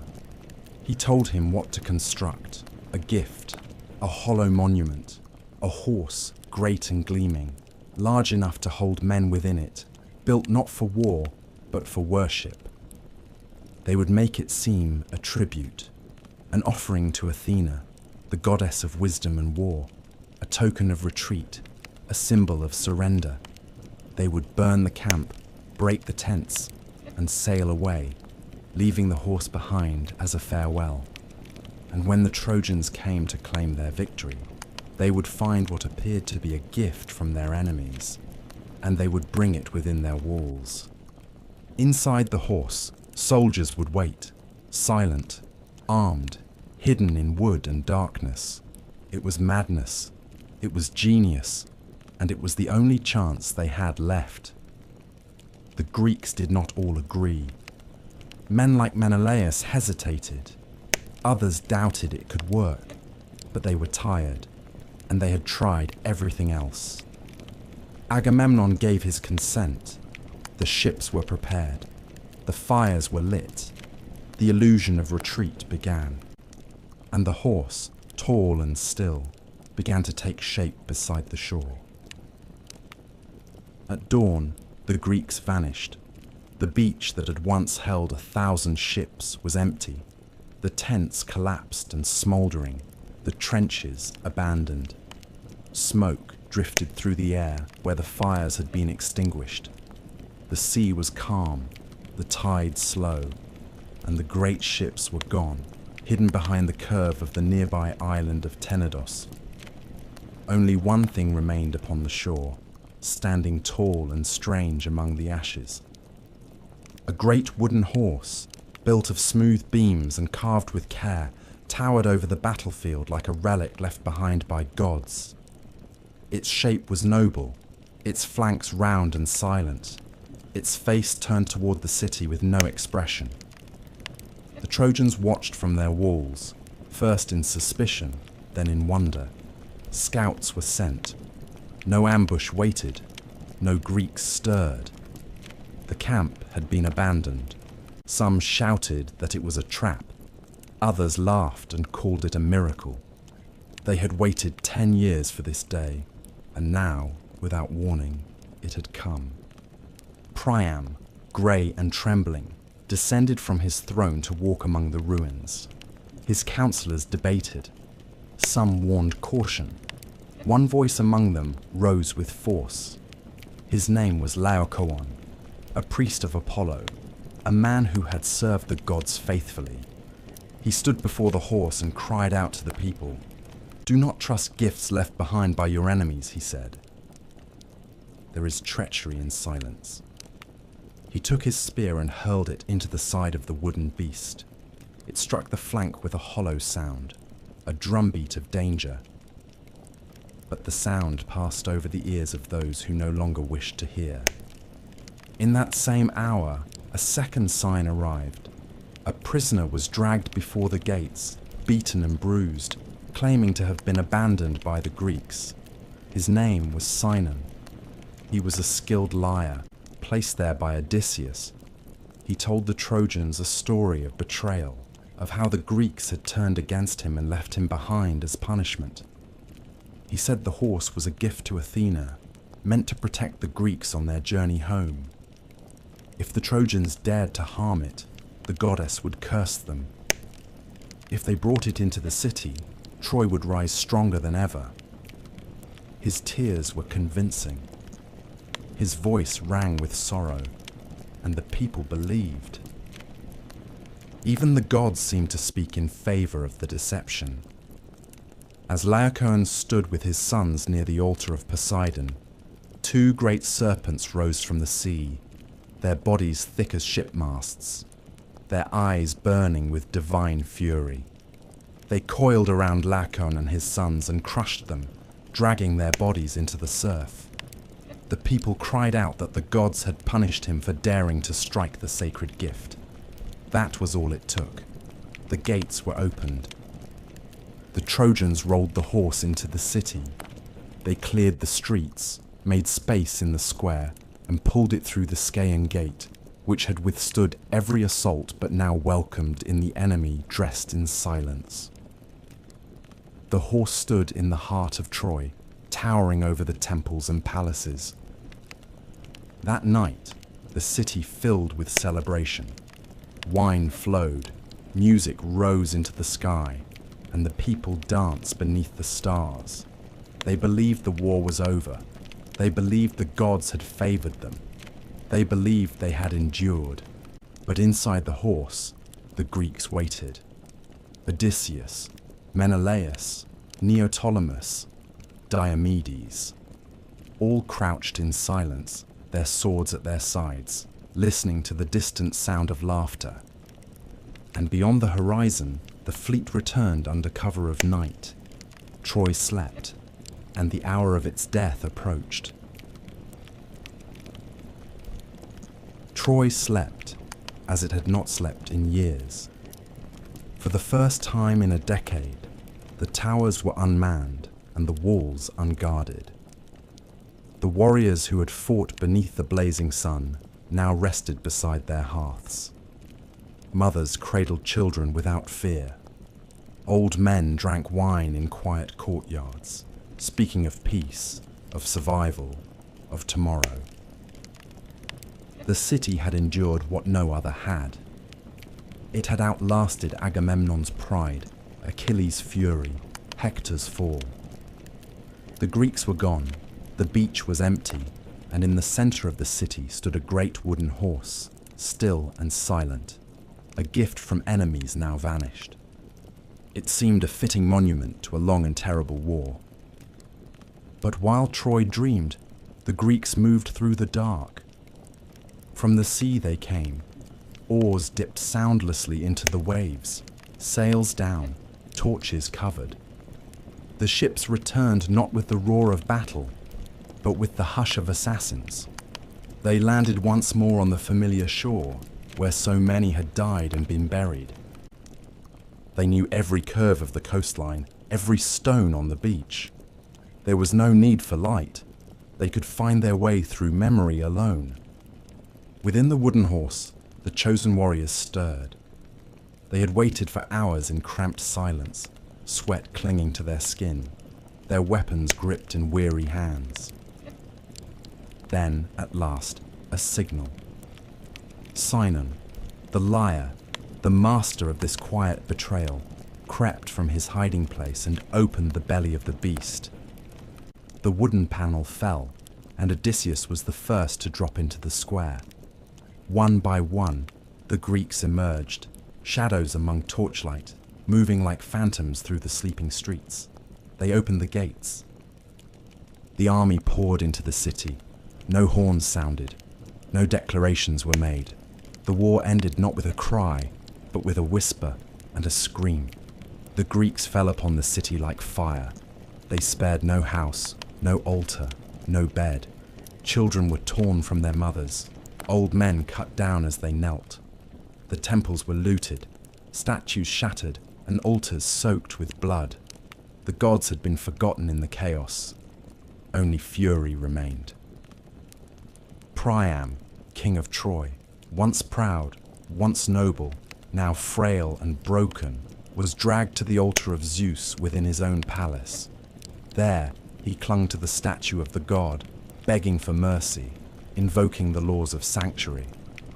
But Neoptolemus, son of Achilles, showed no reverence.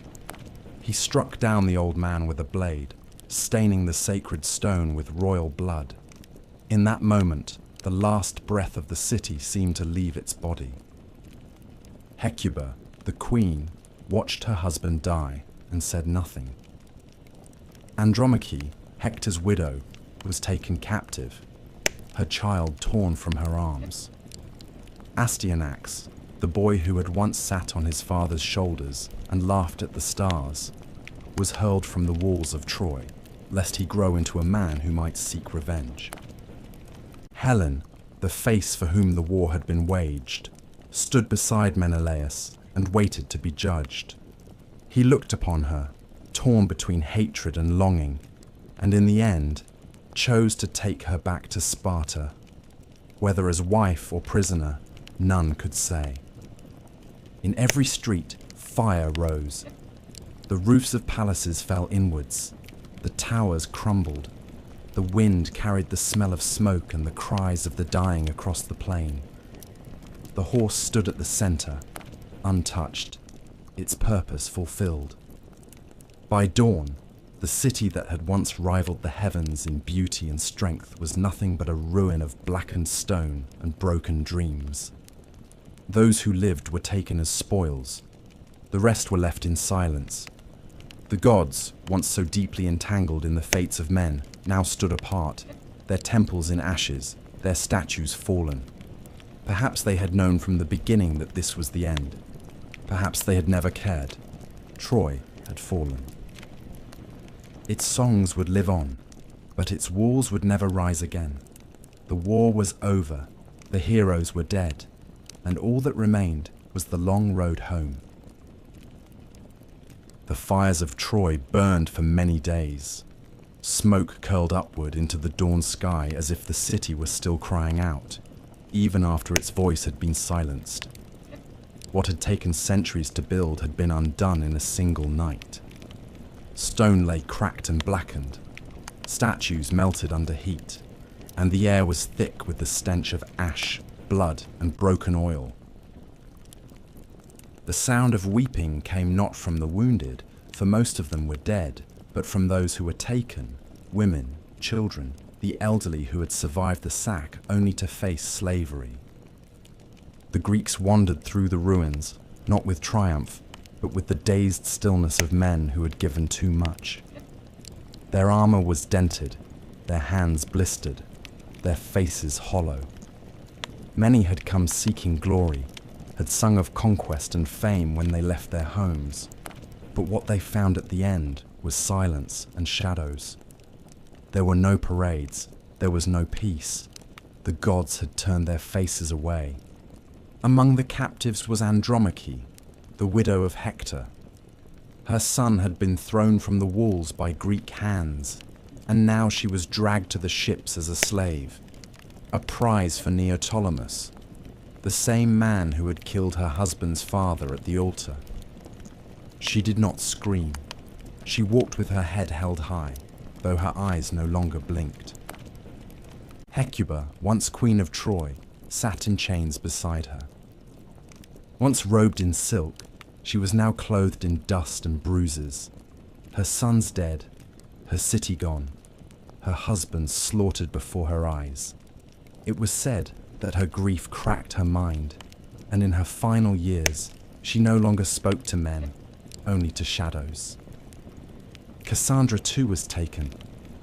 The cursed prophetess, daughter of Priam, had long warned her people of the coming doom. She had cried that Paris would bring ruin, that the horse was a trap, that death would ride with fire through the streets. No one had listened. That was her curse, to see the truth and never be believed. When the Greeks found her at the altar of Athena, she clung to the statue in a final plea for protection. But even the gods no longer listened. She was dragged away by Ajax the Lesser, her cries echoing through the ruined halls. For this crime, Athena turned her wrath against the Greeks, and the gods prepared their punishments. Helen walked among the ashes like a ghost. She had been the spark that lit the flame, the cause for which men died, though none could say what she had truly desired. She had watched her first husband fall, her second betray, and 1,000 others perish for the shape of her face. Menelaus found her at last, her beauty still radiant, though dimmed by sorrow.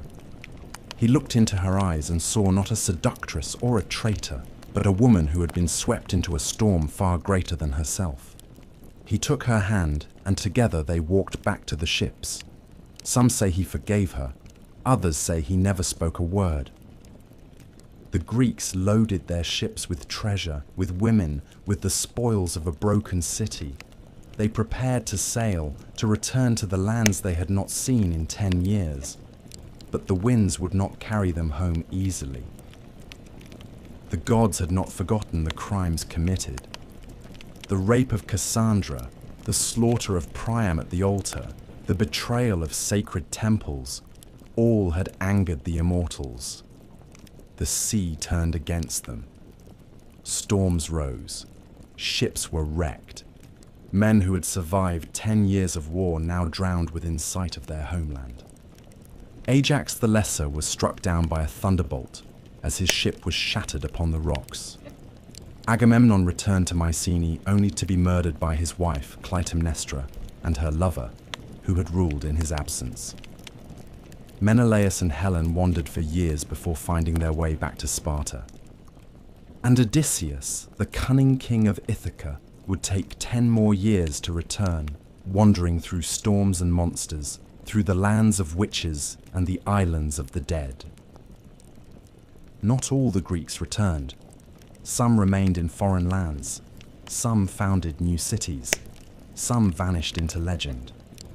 The war had ended, but the cost had not yet been paid. The ghosts of Troy followed them. The songs they had once sung in pride now echoed with regret. Troy had fallen. The towers lay in dust. The gods had turned their eyes elsewhere. But in every hearth across the Aegean, stories were told. Fathers whispered the names of fallen sons. Bards sang of Hector's last stand, of Achilles' fury, of the beauty of Helen and the madness of Cassandra. They sang of the horse and the fire, of the vengeance and the betrayal. They sang of a city that had once stood against the world and held it at bay. Among the few who escaped was Aeneas, cousin to Hector and blood of the royal house. He had fought bravely in the final days, but when the gods showed him the city's fate could not be changed, he turned his face from vengeance and gathered those who could still be saved. With his father upon his back and his son at his side, he led a small band of Trojans through the burning streets and into the wild unknown. They carried little more than a memory of home. For years he wandered across the sea, through storms and strange shores, until at last he reached a new land, far to the west. There, it is said, his descendants would one day build another city, Rome, a city born from the ashes of Troy, founded not by victory, but by survival. Back in Greece, the victors found little joy in their spoils. Agamemnon was slain by his wife before he could remove his armor. Ajax the Greater had already taken his own life in despair. Achilles was dead, and even his son Neoptolemus, though feared and praised, would not live to old age. Odysseus wandered far and long, his return delayed by curses and trials, his kingdom nearly lost by the time he reached its shores. And Helen, whose face had launched 1,000 ships, returned to Sparta and lived on, neither honoured nor punished, a ghost in her own hall. The gods, once so entangled in mortal affairs, grew distant. Their temples, once full of sacrifices and praise, echoed with silence. People no longer trusted them so easily. They had seen how quickly gods could raise a man to glory and cast him down in the same breath. The faith that had once lit every city dimmed, replaced by caution, by doubt, and by the quiet worship of survival. But the story of the war lived on. It passed from the lips of old warriors to the ears of young children. Bards sang it beside hearths, their voices low and steady, telling of the wrath of Achilles, the cunning of Odysseus, the fall of Hector, the grief of Priam. They sang of Helen's beauty, of Cassandra's curse, of the wooden horse that waited with death hidden inside. They told of gods who walked among men, of fates that could not be broken, of a city that stood for 10 years against all the world. And so Troy lived on, not in stone, but in story. In time, the names would blur, the truths would bend beneath the weight of retelling, but the memory would remain, not because of the glory, not because of the gods, but because the war had shown the world something it could not forget. How easily greatness can fall, how quickly fire spreads, and how deep a wound pride can leave behind.